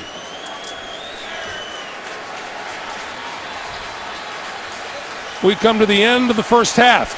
Seesaw back and forth. Little advantage to the Raiders, little advantage to the Bears, and it was 16-14. Off the field goal as we come to the end of the first half. And let's go down to Jamie. Coach, it seemed like things started to click offensively for you in the second quarter. What did you like that we'll see continue in the second half? Yeah, I thought we started to move the ball and do some things, and we'll look to get more of that going in the second half. The run game seemed to open up a little bit for Matt Forte.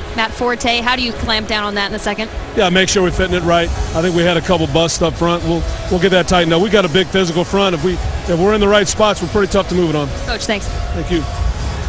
Jamie, thank you. And we have come to the end of the first half here at Soldier Field in Chicago. 16-14 in favor of the Bears. We'll be back with the Verizon halftime report after this message and a word from your local station. You're watching the NFL on CBS, the home of Super Bowl 50. Back at Soldier Field in Chicago in the first half, you can see exactly why the Oakland Raiders have been so high on the rookie Amari Cooper. He provides a spark. And speaking of a spark, that's what Jay Cutler has provided for the Chicago Bears in his return to the starting lineup today.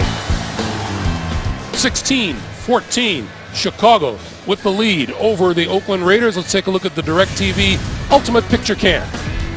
Well, it's going to be the interception off Latavius Murray. Pernell McPhee is right there to get the interception. It gets great field position for the Chicago Bears as they move into position to take the lead at halftime. Greg Gumbel, Trent Green back at Soldier Field in Chicago. So as we saw the first half, Matt Forte has more total yards from scrimmage by himself than the Oakland Raiders do.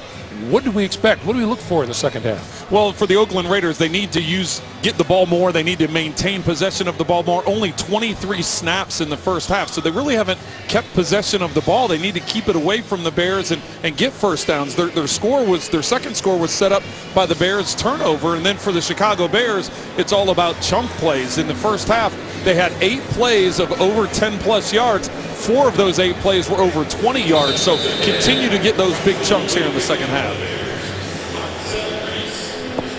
The Raiders get the football first here in the second half.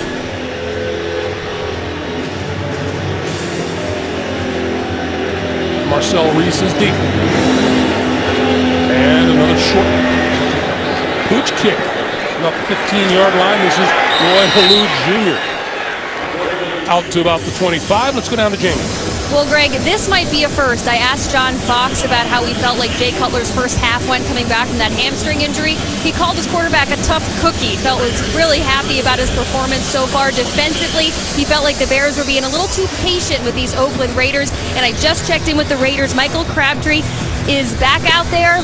He just walked off the field, so I will check in on that ankle injury that he was nursing.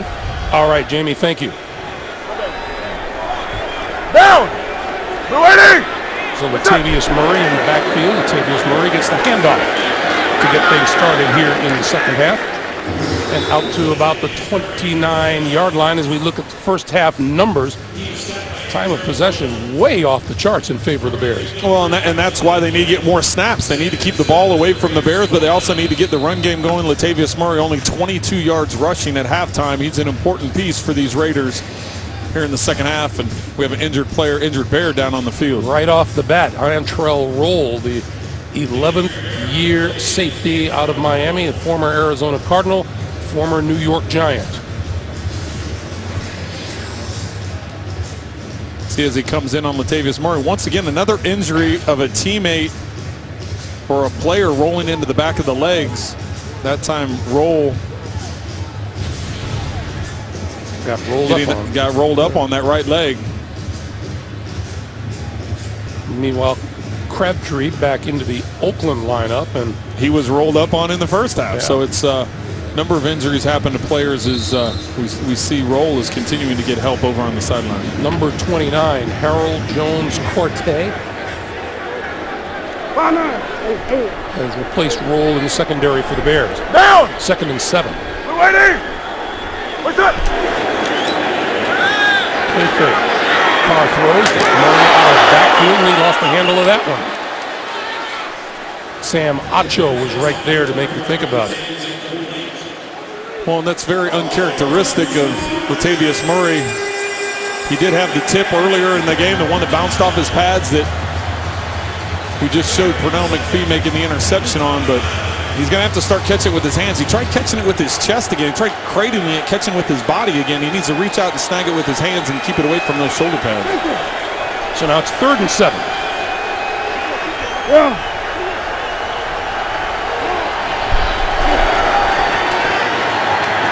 Carr going down at the 20-yard line. Number 96, Jarvis Jenkins, who had 2 sacks at Seattle last week. And that's important for them to continue to get push. Right here, he's going to get the push on the inside, get the sack.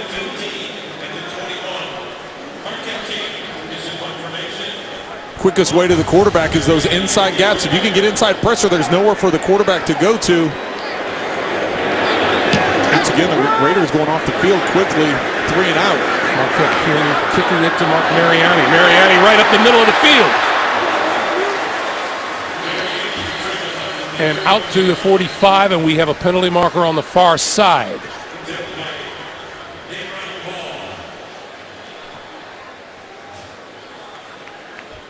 A lot of discussion going on.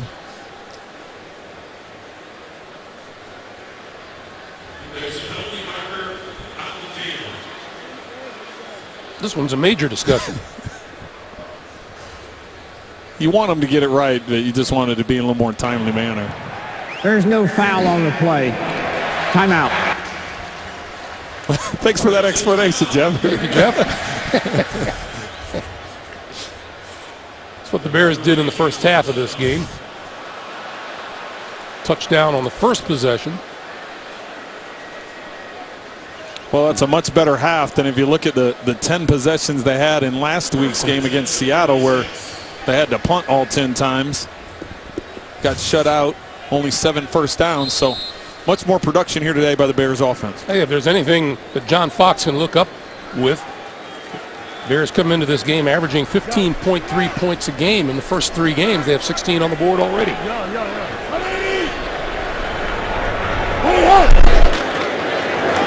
This is Forte. And Forte scrambling as the Bears covering. No, Raiders it goes got over. it. The Raiders have the loose football.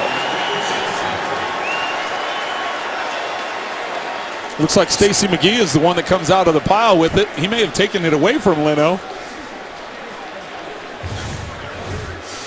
Wants a hit as Forte comes in here. Helmet on the football.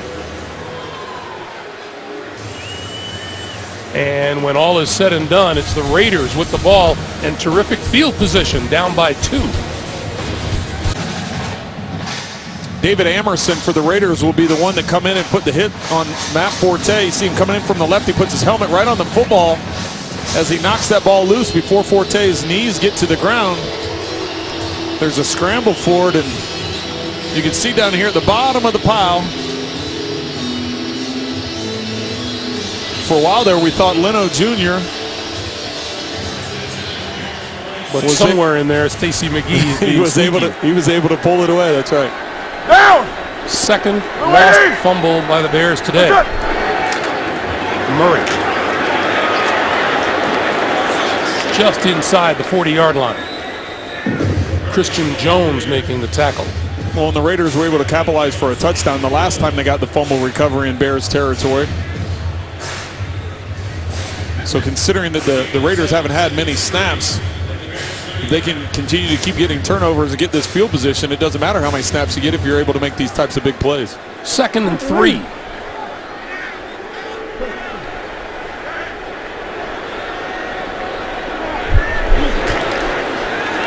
Fake it to Murray, and Carr throwing, and that's incomplete at the 35-yard line. Intended for Seth Roberts, and Sherrick McManus was all over him.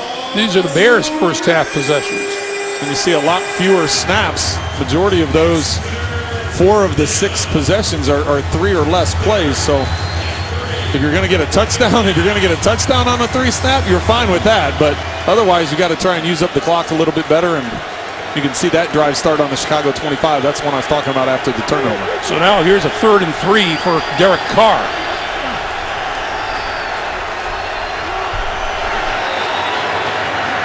Carr throwing out into the flat. We have a penalty marker thrown as Michael Rivera is hit almost immediately by Adrian Amos. Let's check the flag. Well, they're going to call holding, I believe, on Tracy Porter on Amari Cooper. From where the flag was thrown and the official that threw it, that's generally the case.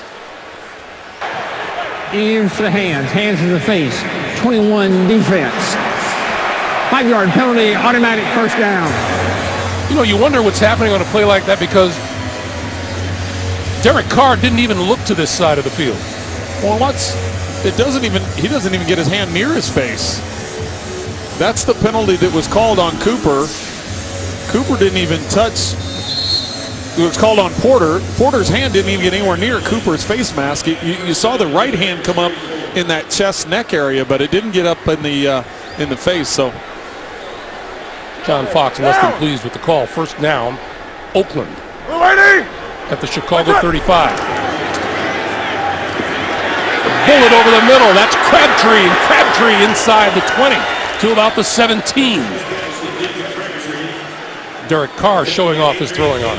Well, and Derek Carr recognizing before the snap, he brought Crabtree in on the motion.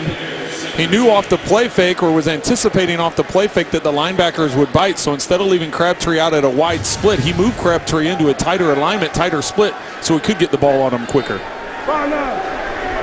17-yard pickup, first down now at the 17-yard line. Back to the ground game with Murray.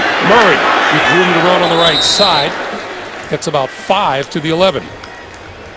Kyle Fuller coming up from his cornerback position to make the stop.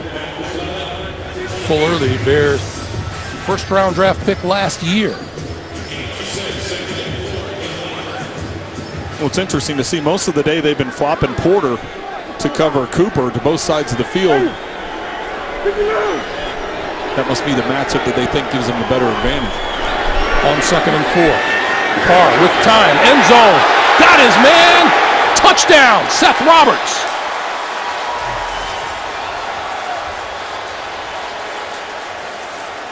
Third touchdown catch of the season for Roberts.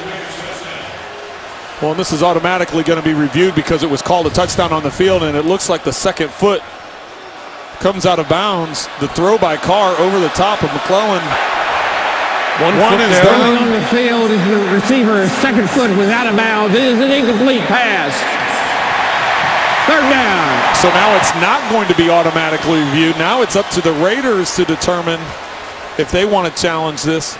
Similar to what Jack Del Rio had to do in the first half with the Amari Cooper. You can see right there, it looks like his foot's on the back line. And Jack Del Rio going to hold on to the challenge flag. You know, that ball was just barely tipped before it got to Roberts. That's a great job of holding on to the ball. Great concentration, cradling that in, bringing it in. So no touchdown, 3rd and 4. Carr throwing. Incomplete at the 5-yard line. Intended for Michael Rivera. And Kyle Fuller with the hit to disengage the football.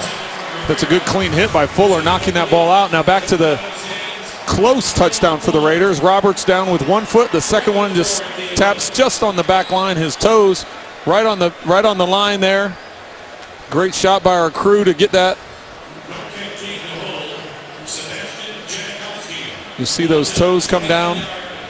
Whereas on the other angle, what we had with Cooper in the first half, we were able to see his foot inbound as Janikowski tries to 29-yarder. And the Raiders regain the lead, 17-16. The NFL on CBS is sponsored by Southwest Airlines. Book your low fare now at southwest.com. FanDuel, the leader in one-week fantasy football. And by Bud Light. Make the right call. Drink responsibly. Just a great look at a great skyline. Here in Chicago, 17-16. Oakland, 10:53 to play in the third. Oakland with 10 points off of 2 turnovers. And the Bears with 3 off of the 1 takeaway.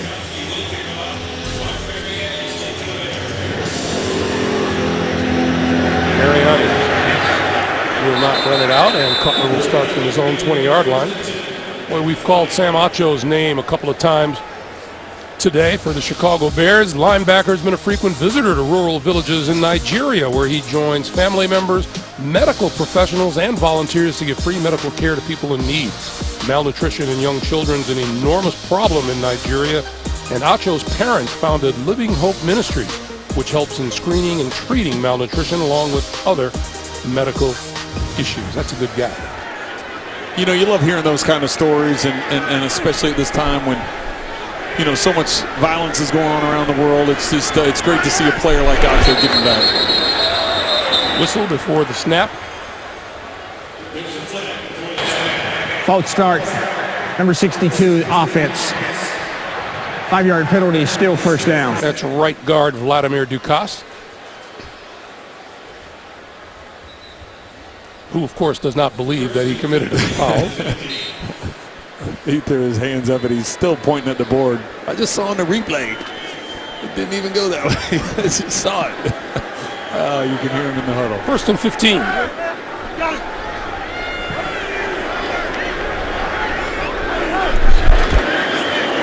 Cutler will give it to Forte, and Forte will get a couple straight up the middle. Matt Forte, only the 3rd player in NFL history to have more than 1,400 yards from scrimmage in each of his first 7 years in the NFL.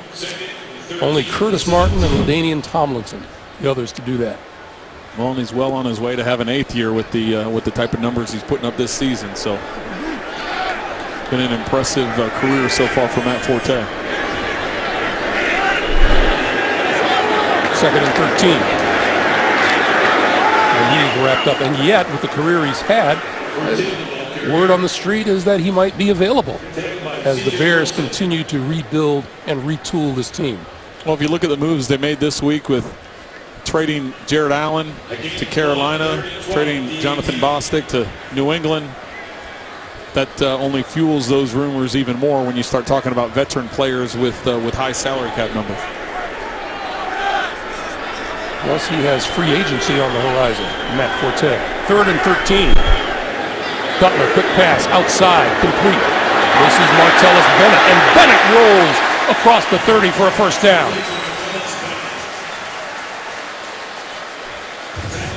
Once again, 273 getting ahead of his steam.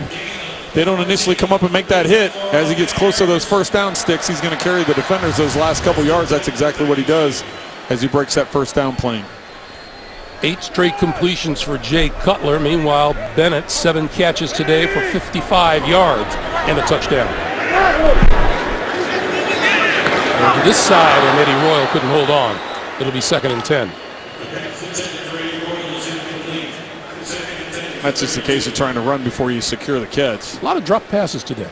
There have been, and really that's surprising when you consider, there was speculation there was going to be rain today. That didn't happen or hasn't happened yet. You thought it was going to be windier. They're saying 25, 30-mile-an-hour gusts. It really has been pretty pleasant, definitely up here in the booth. But down on the field, you can see the flags. They're not moving that hard. So considering the number of drops, it is surprising. On 2nd down, Cutler throwing sideline and overthrew Royal.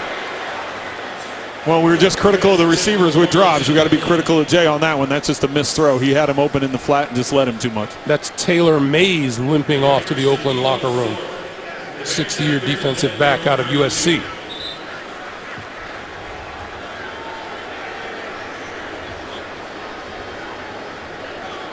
So the Bears, 7 out of 10 on 3rd down today. Cutler looking at a 3rd and 10.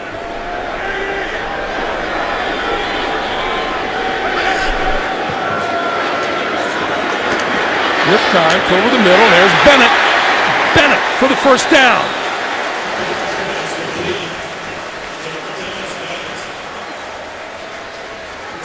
Bennett is going to be matched up on Lofton, and this is just a stop route. So you'll see on the left side of your screen here, he just presses up into him, gets to that first down depth, escapes to the outside, and sits in that window.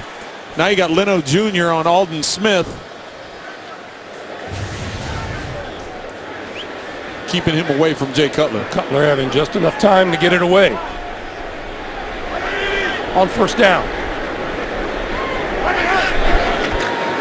High snap, Cutler handles it, throws to the other side, and that's incomplete. Well, it looked to be set up like this was just going to be a quick throw to the left, maybe another one of those quick wide receiver type screens. You see the defense flowing that way. Cutler not wanting to make that throw and try sliding to his right and hit a little late check down, but if you're a quarterback and you've had a hamstring injury, you want to put it out of your mind, but can you really? You do. You put any of the injuries out of your mind, no matter what you're dealing with. Once you're out there, you just kind of, hey, if I'm out here, I'm out here. I'm playing, and you kind of roll with it. But as far as all of a sudden he's scrambling, wants to take off and run, that's when you may have a second thought about taking off and running down the field. On 2nd down, overthrows his intended receiver, Bellamy. And that was just plain old off the mark. In fact, the last couple have been off the mark. Yeah, he's had a couple here that he's He has been in pretty good rhythm. You think about the accuracy that he's thrown, the fact that he does have the 2 touchdown passes. He's, for the most part, the passes that he's had to Martellus Bennett and a number of other ones. But you're right, Greg. These last couple throws just haven't looked as consistent as what he had been throwing. Offensive coordinator Adam Gase looking on. 3rd and 10.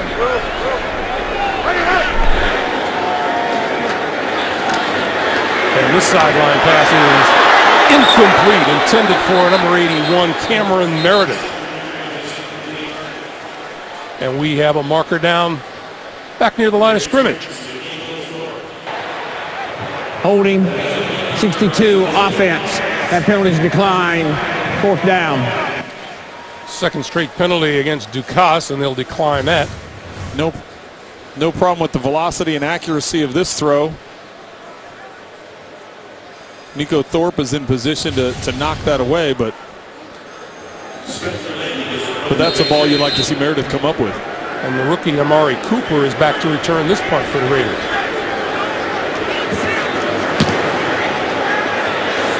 He will get a chance to bring this one back. We're about the 17. Stagger step and out to about the 25-yard line. 7:55 to play. 3rd quarter. The Raiders with the ball in a 1-point lead. Welcome back to Chicago, where the Raiders have the lead on the Bears, 17-16. And Greg, you were so nice last week to welcome me back to my hometown of St. Louis that we thought we'd return the favor. So do you remember where you were in the 60s, Greg? Woodstock? Well, I do, and it was De La Salle Institute right here in the Windy City here in Chicago. Look at that. Freshman, sophomore, junior, senior year pictures. It's good to welcome you home. Welcome back to your hometown. Yeah, excuse me 1 second while I shoot myself. Thank you. It's nice. It's always nice to be back in one of the great cities in the world. Well, you talked about that beautiful skyline. I thought it was appropriate that we should bring it up at that time. Derek Carr throwing to this side of the field, and that is complete to the tight end, Lee Smith. A couple of those pictures were mug shots. Very dapper at De La Salle. You talked about De La Salle quite a bit, so. School of Mayors. Got some archives. Yes. I believe 4 different mayors of the city of Chicago.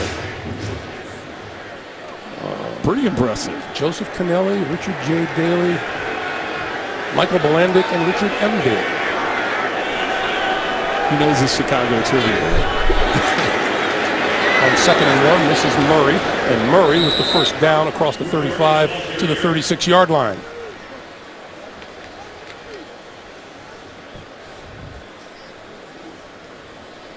And this is, by the way, a happening town now with what's happening with the Chicago Cubs. About to have a 1-game playoff. And the Chicago Blackhawks, the defending Stanley Cup champions, about to open their season on Wednesday here in Chicago. Well, and the Bears are always exciting, so it's yes, it's a very sports-driven town, and especially this time of year, you're right. The Cubs getting back into the playoffs. Here's Murray. For not much. This has been a strange feel to this game with the momentum shifting back and forth, hasn't it? It has been. And coming into this game, we knew there were injuries on both teams, and then we've had more injuries throughout this game on both teams, so that's changed up the flow of the game. And then the score and the way the teams have been moving the ball, the Bears moving the ball, the Raiders haven't been doing much, but then they get turnovers, get big plays up the field to Cooper. It's been good to see Cutler coming back off of injury, so the Bears have a little pep in their step from an offensive standpoint, but it has been kind of a broken game from a rhythm standpoint for both teams. We have had 3 lead changes today, and that's Murray being corralled by Pernell McPhee. Prior to the game, a couple of members of the defending champion Blackhawks parading the Stanley Cup out onto the field. And this is Andrew Shaw. Watch his shoe.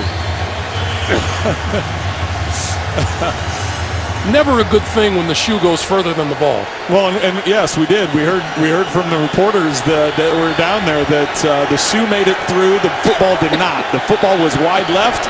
The shoe went through. 3rd and 7. Carr flipping to Halou out of the backfield, and he gets the first down across the 45 to about the 48-yard line. So Derek Carr keeps possession, keeps the ball rolling. Well, just converting third downs. They really hadn't converted third downs throughout this day. And now this series, they've been able to convert a couple of third downs. So just keeping this momentum, keeping this drive going, getting a flow and a rhythm to the offense. So Halou to the sideline, Murray back onto the field from the 48-yard line now. Oakland with the ball in a 1-point lead, and this is Latavius Murray.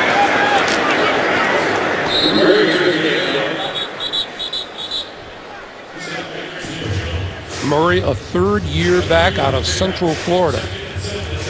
Well, it's good size to him, 6'3" and 230. Well, it's almost like the Raiders have decided on this series that, hey, we're going to really try and pound the football in between the tackles. Coming into this game, the Bears are 28th ranked defense against the run in the National Football League, and the Raiders have been trying to mix it up, getting some passing there. But if you look at how this drive started and how it's been continuing here, they've been going with Murray in between the tackles, pounding inside, and then getting to the outside to pick up the third down. You got to look at offensive coordinator Bill Musgrave. This is 2nd and 7. And they'll pound it on the ground again, and this time Murray goes nowhere, wrapped up by several of the Bears.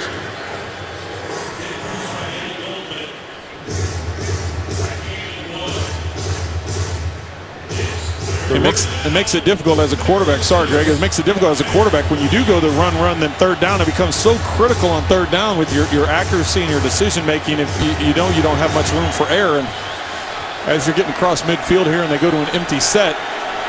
Sure looks like they'll pass again here on third down. Yeah, another critical third down for Derek Carr.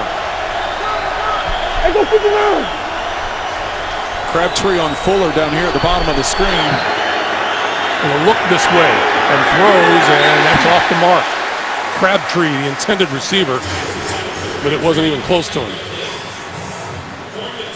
Well, and Derek Carr had what he wanted. It was where he was going with the football. He had the one-on-one. It was just a miscommunication or an errant throw. He's thinking Crabtree's only going to go a yard or so past the sticks, and Crabtree, it looks like, goes 3 yards past the sticks, so hard to decipher who's at fault there. So Marquette King will kick it away to Mark Mariani. Barely got it away. Fair catch called for and made at the 10-yard line as Mariani goes out of bounds. 3:02 to play in the third. The NFL on CBS is sponsored by Sheraton, where actions speak louder. And by Toyota. Let's go places.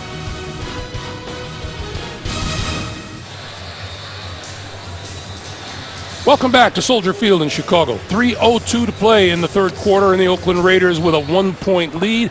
17-16, the Bears start from their own 10-yard line.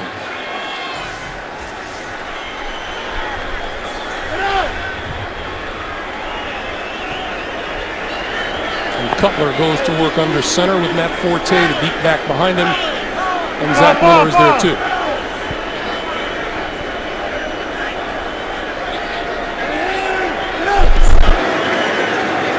Forte hit as he reached the line of scrimmage by Justin Ellis. Going back to the first quarter where the Bears lost Will Montgomery, starting center Will Montgomery. Matt Slauson moves over from guard to center. They've had some problems with the snap. One on shotgun that Cutler was able to reel in. That time they're losing the ball to the Raiders. This time just causing a mess up in the flow of the play. That's a quick throw to the outside. Slauson, you can see, first career game playing center after Montgomery getting hurt in that first series.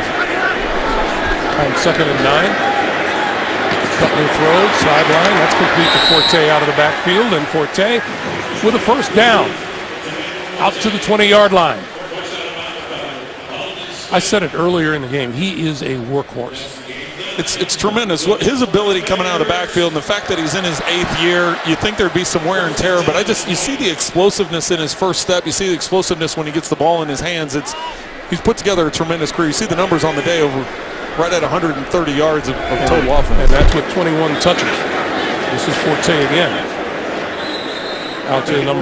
Out to the 24, and a reminder for you, next Sunday, the NFL on CBS brings you doubleheader action. First, the Rams take on the Packers, and the Bills battle the Titans. Then in game 2, Patriots and the Cowboys. Trent and I will be out in Oakland, where the Raiders will host Denver. It all starts with the team that takes you all the way to Super Bowl 50. JB and the guys on the NFL Today. Second and 5. And they'll keep it on the ground with Forte, who moves out to about the 27-yard line. Speaking of JB and the guys, James Brown and Bart Scott in New York. Mr. Bradford uncorking in the second half, Greg. He finds Sam Bradford finds Monmouth University's own Miles Austin for the 39-yard touchdown catch. Philadelphia regains the lead 2016. Love those photos of Greg in the past. Back to Greg Gumbel. Yeah, they didn't get my parole officer in there. Thank you, James. 3rd and 3. 3rd and 3 for Cutler. Cutler with time, throwing. And we get a penalty marker thrown after the play. Yeah, they're going to get Nico Thorpe there. The ball was one of those back shoulder type of throws that Cutler was trying to make, and Thorpe, Marquise Wilson, the intended receiver. Yeah, and Thorpe just grabbed Wilson's shoulder. Interference, defense, number 31. Ball replaced in the spot of the foul.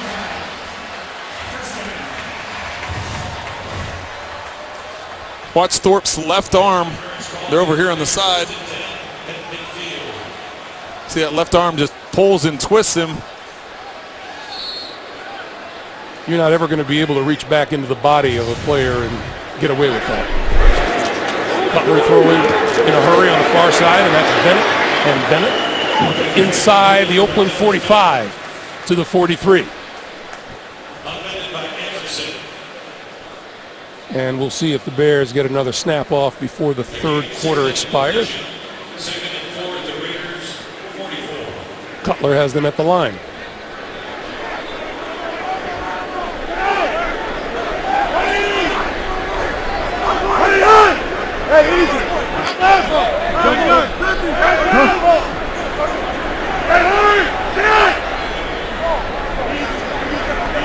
They've been doing this all game, using up the play clock, and Cutler couldn't draw them off. 17-16 Raiders. Back after this message and a word from your local station. From the city of Chicago, our producer Bob Monsbach, our director Suzanne Smith, Greg Gumbel, Trent Green, Jamie Erdahl, and the rest of our CBS Sports crew. We start the fourth quarter. The Bears with a huge advantage in total yards. Oakland with a 1-point lead on the scoreboard. 2nd and 4. And Cutler sidearms that one and hits Marquise Wilson. And Wilson fights his way close to the 30-yard line. And we have another Raider in pain on the ground. That's middle linebacker Curtis Lofton. we got a couple of them down. We'll take a timeout. Come on, Chicago. Come on, baby, don't you wanna go? Howdy, hey, baby, don't you wanna go? 14:49 to play in Sweet Home Chicago. That's Danico Autry being taken to the locker room. What happened on that last play? A couple of Raiders collided in pursuit of Marquise Wilson. On first down. From the 32, Cutler. And that is to Eddie Royal. And we get a late flag thrown.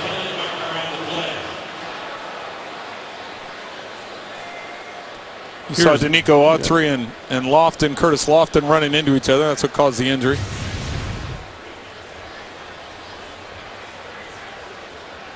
This flag came after the play. I wonder if it was a little trash talking. After the play is over, delay of game, offense, number 19, spiking the ball. The 5-yard penalty, it's second down.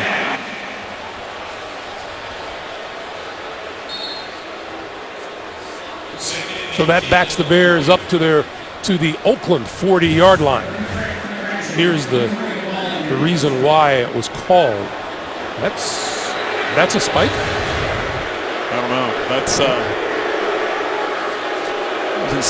the second call we've seen today.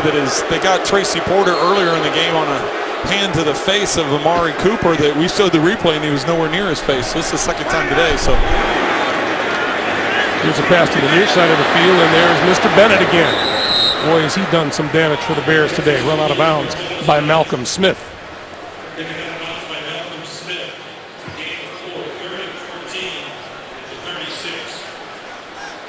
We are told that Eddie Royal may have gotten that penalty for rolling the ball in the direction of the official. But that's not a delay of game. That would be unsportsmanlike conduct. No. That would maybe not 30-14.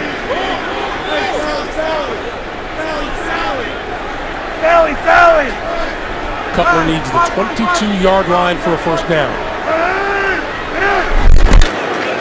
He'll give it to Forte. Forte can't shake the tackler in the backfield. Terrific play by Aldon Smith to bring Forte down. Well, and my guess on that is they already had it predetermined. If we're going to hand the ball off here, we know we're going to try this field goal attempt. John Fox wanted them to be conservative, hoping to get a bigger chunk than what they got, but Robbie Gould with the 54-yard attempt. Out of the hold of Spencer Lanning.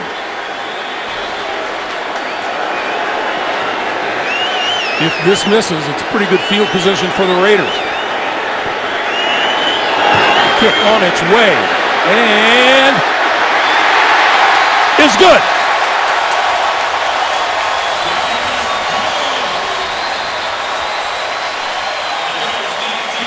Robbie Gould now 3 for 3 from 50 or more yards this season. Well, I can't believe how far he made it by. You know, you could see the angle we showed on the live kick that the flags were starting to blow a little bit in his face, a little bit right to left, and 54-yard drive, Robbie Gould's 54-yard field goal, and let's go down to Jamie. Greg, we saw Danico Autry walk into the Raiders locker room. Following behind him was the unaffiliated neurotrauma consultant, so he will be in there for some time undergoing the concussion assessment. All right, Jamie, thank you. Fourth lead change of the day has the Bears on top 19-17 with 13 minutes to play here in the fourth quarter.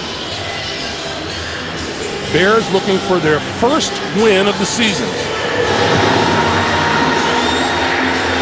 Marcel Reese will not run this one out of the end zone. So Derek Carr and the offense out to the 20-yard line. Tonight on 60 Minutes, they look like they're from the future, but they're riding on our roads right now. Driverless cars on 60 Minutes tonight. Only CBS. Well, the Bears, it looked unusual to see them kick off. You know, think about their kickoffs so far today have all been the pooch kicks just short. You know, they've given up a 108-yarder. They've given up a 105-yarder. Hadn't done a very good job on kickoff coverage, but that time there, Robbie Gould puts it to the back of the end zone. The Raiders don't have a choice but to go. They'll start it with Latavius Murray, and Murray buried at about the 22-yard line. Shea McClellan leading the charge.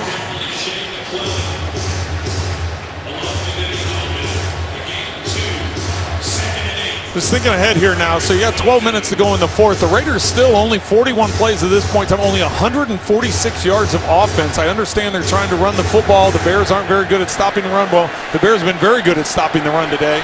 Only 49 yards rushing for the Raiders. They're going to have to start airing this out a little bit if they want to come back and get in this lead. Carr.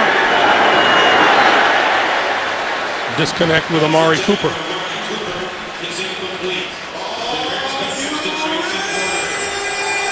You touched on it a little earlier about how all the extra time that Derek Carr and Amari Cooper have put in. And Derek told us at one point he called Amari Cooper and asked him if he wanted to put in a little extra time some point. And he said, sure. And he said, he got a text back from him. He said, I'm here. He said, where? He said, I'm at your house. I'm at your door, right. Let's go throw. 3rd and 8. Deep drop for Carr with time. Out of the backfield is Marcel Reese, and Reese across the 30 and out of bounds for a first down. And that's a tough catch for a big man to make. You'll see Reese coming out, trying to get a chip there as he releases out to the right flat. Extends his arms, makes the catch, and able to pick up the first down before Porter can knock him out. Much needed first down for these Oakland Raiders. The Chicago Bears say safety Antrell Roll will not return with an ankle injury today. Down! Reese remains in the game. Reese gets the handoff. No, excuse me, Jamise Olawale. Third year back out of North Texas.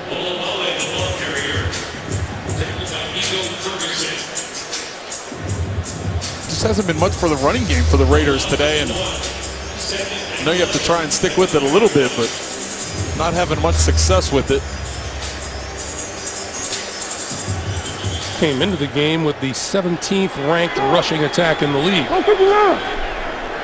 You got Crabtree in the slot here. You got Cooper on the outside. We talked about the two young weapons that Carr has to utilize. Carr throwing, coming across the field, complete to Crabtree at about the 45-yard line, and that'll be enough for another Oakland first down. I'm sure Michael Crabtree will catch wins, 7th-year pro, being called the young receivers that Derek Carr has to work with. But on that one, he looked like a young receiver, working the slot. You'll get a thank you card. That's right, get a thank you card. Just setting up on the outside. That's what Amari Cooper on the outside does. It takes the safety away. You can't just let him run free down the field. You have to drift back and give your corner some help, which allows the underneath route, the out route there by Crabtree, and pick up another first down for the Raiders. Raiders have now moved to their own 45. Carr, kick pass, Reese. For about 5, maybe 6 to the Chicago 49. Sam Acho, Kyle Fuller putting the stops on him there. It'll be 2nd and 4.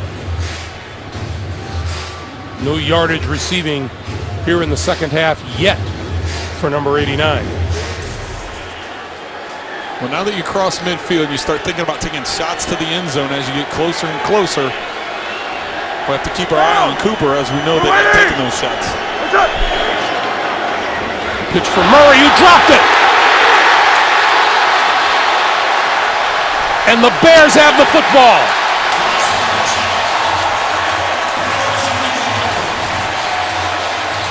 Sam Acho with the recovery. Well, so far today, this is one that Latavius Murray wants to forget about.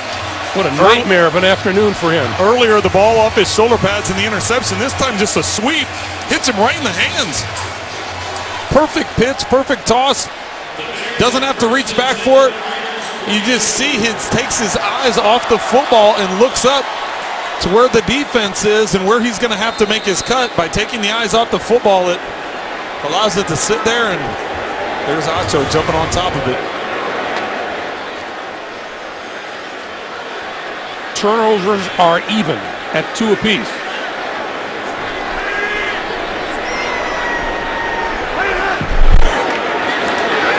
Forte to the 40. Alden Smith at the tackle.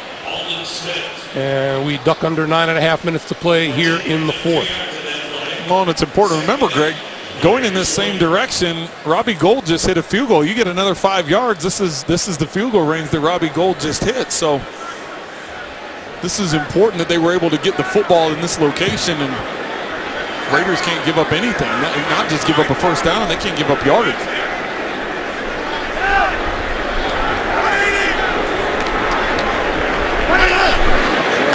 Cutler to throw on 2nd and 8. Under pressure. Going to go deep down the middle of the field. Almost picked off by number 29, David Amerson. And with that, we take you back to New York for another NFL Today update. JB and Bart Scott. Number one headache for coaches is turnovers. Frank Gore is going in for the go-ahead score. He's going to fumble into the end zone, giving Jacksonville the touchback. Still tied at 13 on his second fumble of the season in the red zone. Greg, Trent, and Jamie. We know all about those turnovers here, guys. 3rd and 8 for Cutler.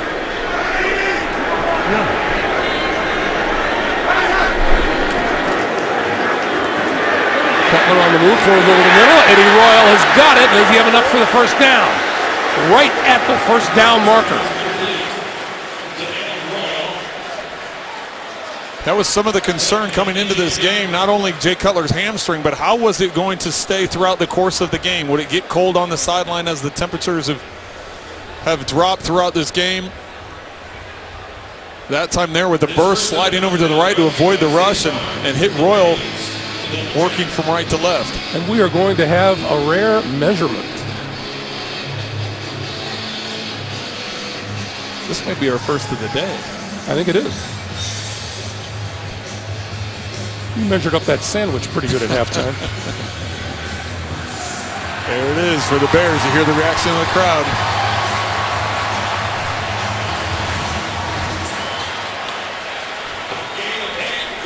Watch how he's able to avoid that initial rush.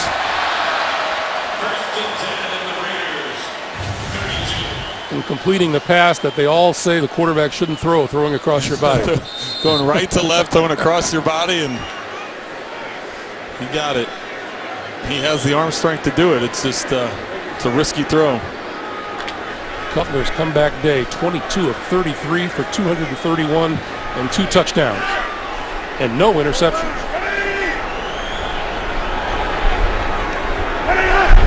On first down, it took Forte again. And the Raiders pretty much waiting for number 22. Dan Williams, along with Aldon Smith, making the stop. Well, this has been the game plan for the Bears the entire day. Just use up the clock. They've been using up this 40-second clock, the play clock, most of the day. They're just taking tempo and keep that clock winding. That's why it's been lopsided from a yardage standpoint, as the Bears are sitting at about 150 more yards than what the Raiders have. But time of possession is nearly 10 minutes more for the Bears. Watch Bennett over here. Bennett's right here in this bunch formation. See if they don't get him the ball quickly and let him. They've been doing that a few times with him. Cutler can look the other way and complete it to Marquise Wilson. Good hands by Wilson. Well, they had the Raiders thinking the same thing, because they had several defenders over on that side of the field thinking they're going to make that quick throw once again to Bennett, and having the one-on-one on the outside against Thorpe, and there's that arm strength once again by Jay Cutler, zipping it to the boundary. 3rd and 1. And we go under 7 minutes to play here in the 4th.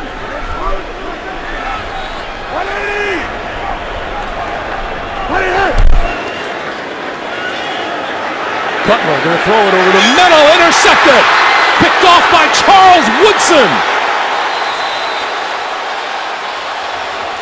His second of the season, number 62 of his great career. And we have a penalty marker down. They got a flag on the far sideline. It's going to be on the Raiders sideline. The official ran into someone over there, and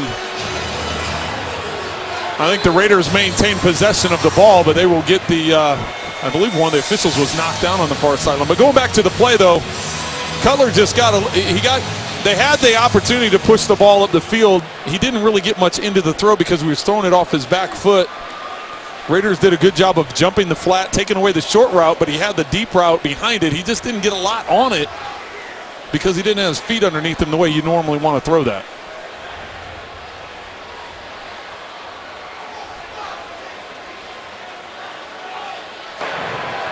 After the interception and during the return, unsportsmanlike conduct.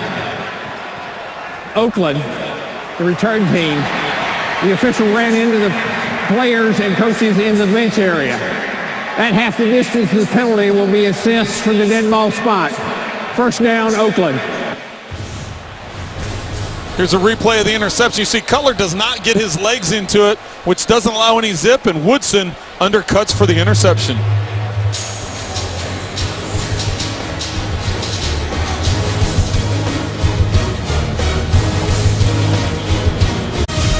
The The NFL on CBS is sponsored by the all-new 2015 Acura TLX. It's that kind of thrill. DirecTV. If you call yourself a sports fan, you gotta get DirecTV. And by Pizza Hut. Bring home the flavor, only at Pizza Hut.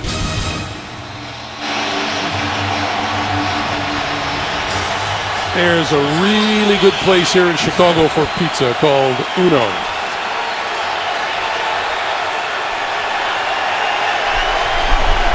Derek Carr pulls it down, takes another look, under pressure. And on the sideline, is that complete? Incomplete. Intended for Amari Cooper.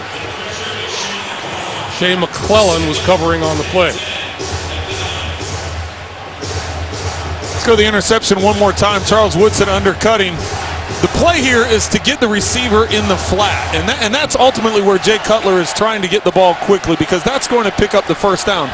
But the second part of this, as you see two Raiders jump it, the second part is Bennett running the corner route up above. Because Cutler has to move with his feet, he doesn't get his legs into it, which makes the ball float, which gives Woodson the interception.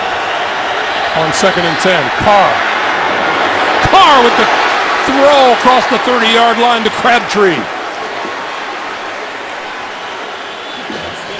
I can guarantee McManus, his eyes are like saucers. Sherrick McManus for the Bears as he's coming up to make this interception, but then Crabtree crosses his face and plucks it right out of the air.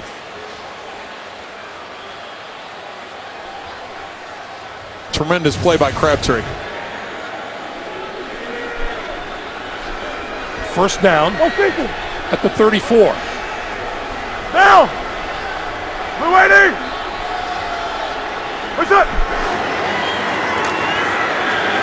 Carr throwing it, and that's another one to Crabtree. Crabtree across the 45 at about the 47-yard line, and another first down.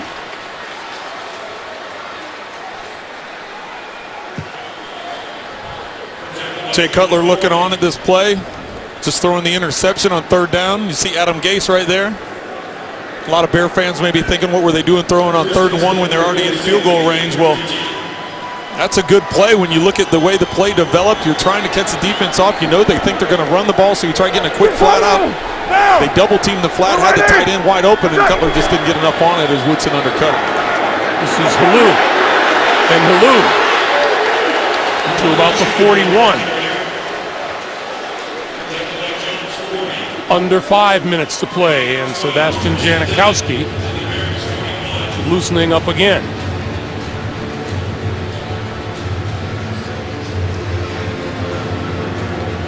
You're going back to that interception again, Greg. It was, we ran that play all the time. You know, I had Gonzalez as a tight end. Obviously, Cutler has Bennett as a tight end. It's, you know, you try and sneak something in there and pick up an easy first down, and you know the play was there to be made, and now the Raiders are getting themselves in position where Janikowski's not far from trying to field goal. Carr throwing incomplete. It'll be 2nd down. A reminder, coming up, the Subway post-game show. JB and the guys, including Mr. Gonzalez, for all the latest NFL scores and highlights coming up on the Subway post-game show. And what another interception by Charles Woodson. About 30 seconds after he becomes eligible, he's going to be in the Hall of Fame. He definitely is. Great player. I played against him many times. I have a great deal of respect for him, and obviously a real warrior at that position in the secondary, playing as many years, 18 years now, on the defensive side of the ball. 2nd and 10. Carr throwing. That's complete. And that's Michael Rivera, the tight end. It's going to be 3rd down here, but they've already moved themselves now into Janikowski field goal range with that reception. You're pretty much in Janikowski field goal range once you cross midfield. Once you cross midfield, it could be, yeah. It definitely could be, but in his 16th year out of Florida State. I wouldn't be surprised now. The Bears did the play action on 3rd and short. Don't be surprised if the Raiders don't do play action on 3rd and short as well. They haven't had much production running the football. Blue in the backfield. They're going to give it to him. To about the 30. That's one of those where Bill Musgrave is like, well, I just saw what happened with the Bears. I'm going to be conservative with it, hand it off, and know I got Janikowski to try and split the uprights. Plus, the other thing is you use it by getting the first down, you're using up the clock. You're taking time away from the Bears. If the Raiders are able to get some points on the board, you're taking time away from the Bears and what they'll have potentially to go down and try and take the lead back. Each team with all 3 of their timeouts remaining here in the second half. Waiting! What's up? Halou in the backfield, Halou with the handoff. Looks like he'll get about 4 to the 26. And we come up on 3.5 to play.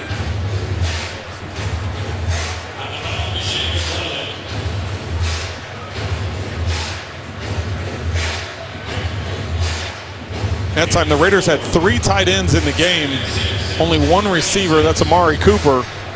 The Bears stacked everybody to the inside. They had 9 guys near the line of scrimmage, had a safety in the middle, and then one-on-one Porter on the outside with Amari Cooper. Looks like they have the same personnel group. Be interesting if they don't take a shot here with Cooper one-on-one against Tracy Porter. This is now a 65-yard drive by the Raiders. What's up? Halou inside the 25 to about the 22 or the 23-yard line. Had a missed extra point earlier in the game. After the Bears' first score, you can see this ball. Looks like it's going to be wide left and in his block. We have a timeout on the field. 2:50 to play. 2-point Chicago lead. 2:50 to play in regulation. The Bears with a 2-point lead. Oakland with the ball and 3 timeouts remaining at the Chicago 22. 3rd and 2.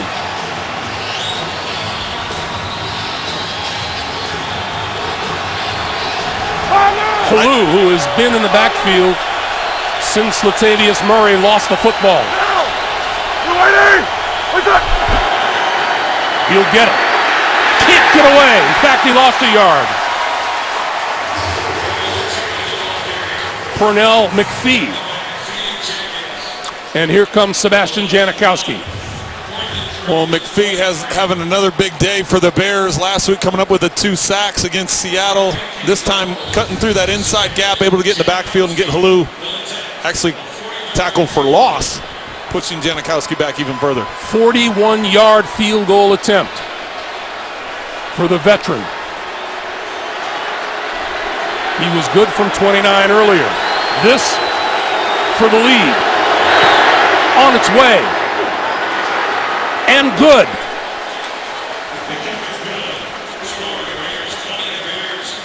Well, I would say the wind's picked up, Greg. Did you see that ball curve as it was heading towards the uprights? Sebastian Janikowski, as reliable as they come. Oakland with a 1-point lead. The NFL on CBS is sponsored by McDonald's, teaming up with the NFL like never before. And by Verizon. Watch live primetime games with NFL Mobile, only on Verizon.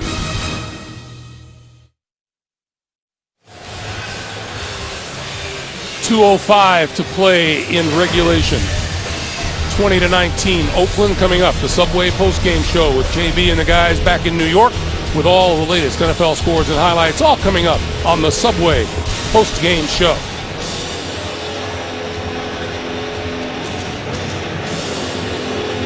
So Derek Carr did his job driving the Oakland offense to within field goal range, and Jay Cutler do the same.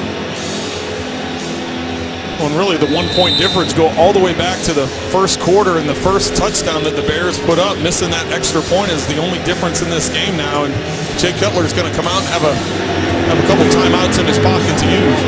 Line drive kick, and Mariani will not return it. So we will start at the 20-yard line. Let's go down to Jamie. Well, Greg, the wind has indeed picked up down on the field as the game has gone on. I would say primarily it has been working for the Bears, but on this drive, of course, now the wind has shifted and it is working right to left on your screen, which is against the grain for the Bears. All right, Jamie, thank you. You pointed out earlier the length of the kick that Robbie Gould made, and He had plenty to spare. He did. That was a 54-yarder that he made with plenty of distance. So really the target should almost be to get to the far 40 if indeed you're going to go for a field goal. But you do have a new holder, new punter in Spencer Lanning, and so there's always possibilities that go on when dealing with that process. Forte shakes the tackle, dodges another, and out across the 25. 2-minute warning, 2 to play here in Rig. The NFL on CBS is sponsored by McDonald's, teaming up with the NFL like never before. And by Verizon. Watch live primetime games with NFL Mobile, only on Verizon.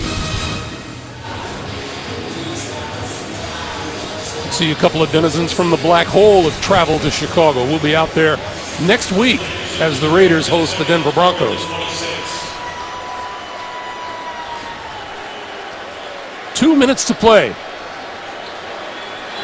Oakland with 3 timeouts, Chicago with 2. 2nd and 4 for Cutler and the Bears.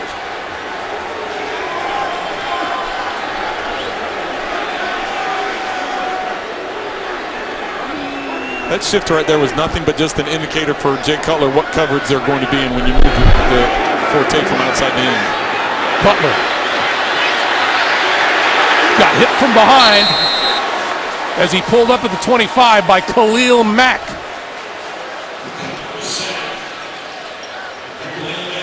Well, this is what you ultimately have to determine if you're the Raiders. Do you decide to put pressure, or do you sit back in coverage and try and rally and make the tackle? There's still plenty of time, minute and a half left, and 2 timeouts that Chicago has.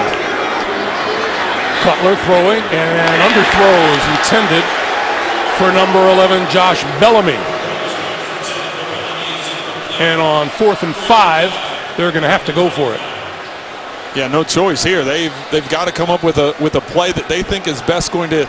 You want to push the depth of the field. You want to, make the Raiders be honest that you're not going to go over the top, but you also have the windows to where you can pick up the first down. On the play that Cutler was sacked, he was looking for Forte out of the backfield and didn't have it. Throwing far side of the field, it is caught by Bennett. Terrific throw, terrific catch for the first down. Well, and the clock is running here, so even though this is a great catch, great first down, everybody feels good about it. You're just using up valuable time as Bennett comes up with a tough catch. Now on first down, Cutler throwing that way again and off the hands of Marquise Wilson. 2nd and 10 and 1:05 to play. And Greg, you've mentioned that throughout the course of this game, a number of drops on both sides.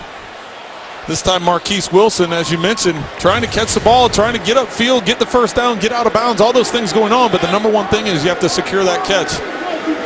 Marquise Wilson in the starting lineup, replacing Alshon Jeffrey, who's missing this game. In fact, he's missed the last 2 weeks with a hamstring. That's Forte, and Forte out of bounds at the 40. And a minute on the clock. I understand why they're trying to get these outgoing routes. All these routes, think about all the routes that he's attempted and gone for have been out routes. You have 2 timeouts. You have a minute of time. Angle outside, cut inside. There's a big space in the middle of the field because the defense is playing this outside shell to keep you from outside. 3rd and 4. Cutler pulls it down, throws again, and it's complete to the 45-yard line. That one held onto by Wilson for the first down. Well, and I can't believe that the Raiders are continuing to letting him work the boundary here. Ball secure, both feet down. So 56 seconds to play. Well, and this is obviously it's helping the Bears, saving those timeouts if you can get out of bounds. But don't forget that middle. There's big lanes in the middle of the field. On first down, Cutler with time, going to go deep. Incomplete. Intended for Cameron Meredith, covered by Nico Thorpe. The fans want a flag, but it looked like Thorpe just lost his footing. It did. He tried accelerating and getting up there. He maybe clicked heels with Thorpe. That was incidental. That's not. He didn't reach out and grab his foot. His knee came up and hit the knee of Thorpe, so that's what caused the trip. Interesting, that time there, Cutler decided to take the shot up the field because rotation of safety. Woodson dropped down. It wasn't in a deep safety. He dropped down in the middle of the field, which all of a sudden shifts to the middle of the field close, which you know you have one-on-ones on the outside. So Cutler recognizing that and taking the shot. Woodson, the deep man in the secondary now. Cutler stepping up, throwing over the middle. Diving catch made inside the 45 by Eddie Royal. Chicago calls the timeout. John Fox ran out on the field to make the timeout. Again, that's a dangerous throw. Jay Cutler didn't have his feet underneath him. He's trying to throw back across his body, back across the field. Really didn't get much into that, and Woodson was close to coming up and knocking it down. You can do that when you trust your arm. Sometimes you can trust it too much, but that time he got away with it. And it'll be Woodson here that's going to come up and try and make the play on Royal. Royal's be sitting right in this window, right by the first down. Cutler, he drifts to his left, but then he turns and throws with his weight going the other way. You see Woodson comes up on that and just reading it. And we are told that this is being looked at. Clearly a catch. Yeah, and you think that should stand? Yeah, it wasn't even close to the ground. Both his arms were underneath it. 40 seconds to play. First down, Bears at the Oakland 43. Cutler throwing this way, leaping for the ball, and they say the catch was made by Wilson on the near sideline. Well, if this indeed stands, Marquise Wilson making up for that drop he just had. He finishes it. See if that ball moves when he goes to the ground. He has it there, but watch when he hits and he rolls. See if that ball moves at all. Talk about finishing the process of the catch. There he secures it. 1, 2. But let's see if we can get all the way to the end. See if it comes loose. Nope, he keeps it against his chest. What a grab. 2nd and 1. Forte for a first down. This would be about a 50-yard field goal right now for Robbie Gould. As you mentioned earlier, Greg, he's 3 for 3 on 50-plus yard kicks on the season. And they are going to let the clock wind down here. 10 seconds to play.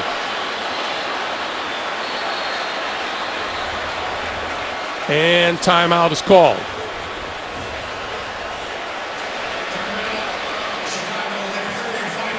Earlier here in the fourth quarter, this is Robbie Gould.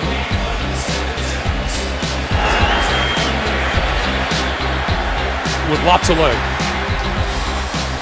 He's 19 of 25 on his career, 50-plus yard field goals. Line of scrimmage is the 31.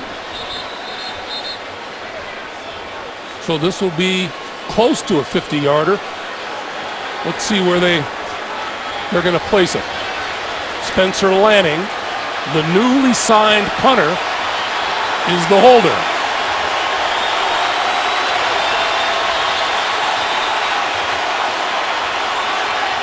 And they will set this one down 49 yards away.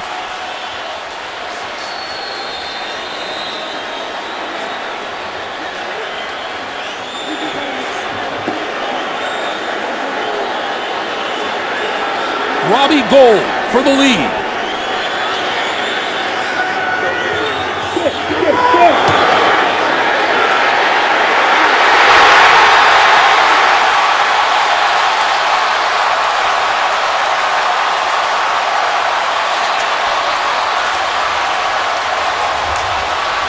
The 6th lead change of the day comes with 2 seconds on the clock.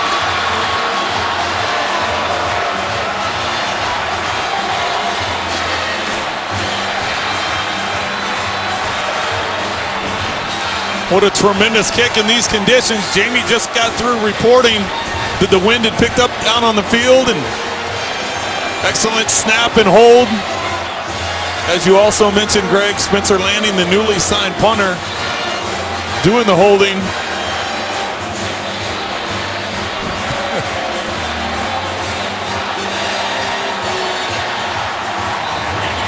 John Fox taking a look at what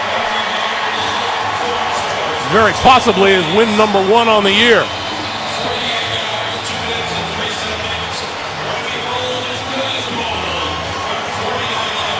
See from this angle just how far it clears. that would have gone in the 60s, I think.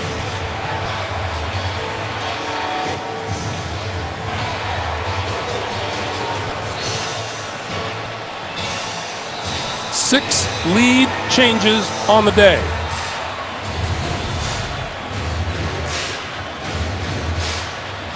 And Jake Cutler did exactly what Derek Carr did, brought his team back to within field goal range to grab the lead.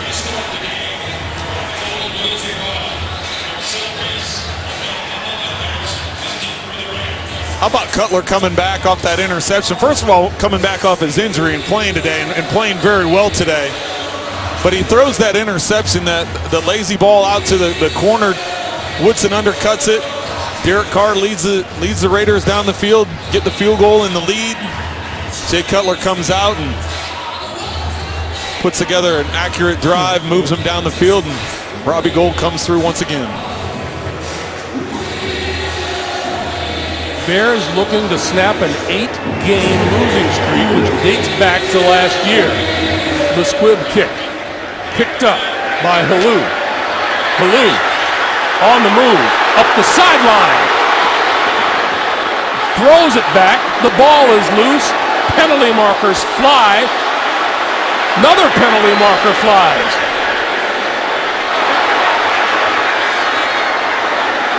And the lateral game continues.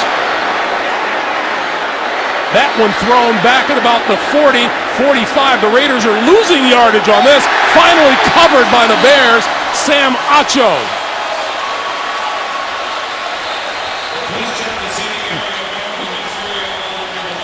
Jack Del Rio probably saying, well, we didn't practice that one that way.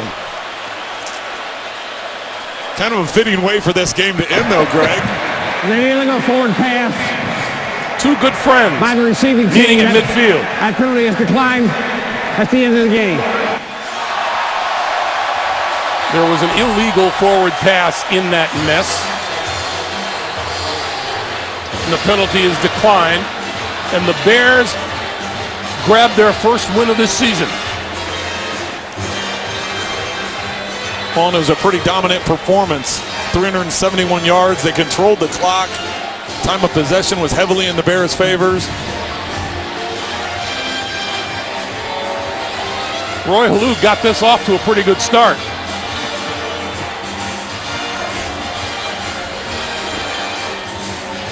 Stanford and Cal lives on forever. Everybody thinks they can relive it, make it happen. Cue the band. That's Ray Armstrong.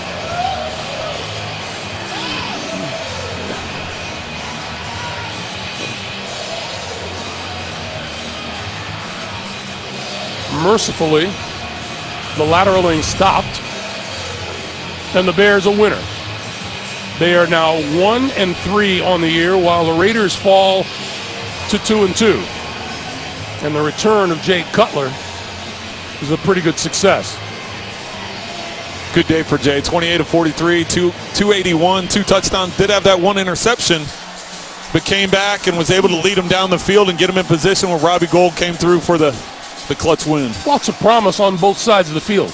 There were. Today. Yeah, it was like I said, that was a fitting way for this game to end just because of all the craziness we had throughout the day. A lot of injuries on both sides. Came into the game with a lot of injuries, continue to have injuries throughout the day. And then just from a production standpoint, turnovers, guys making play. We had a number of drops throughout the day, but also when you needed it most, Marquise Wilson coming up with that catch.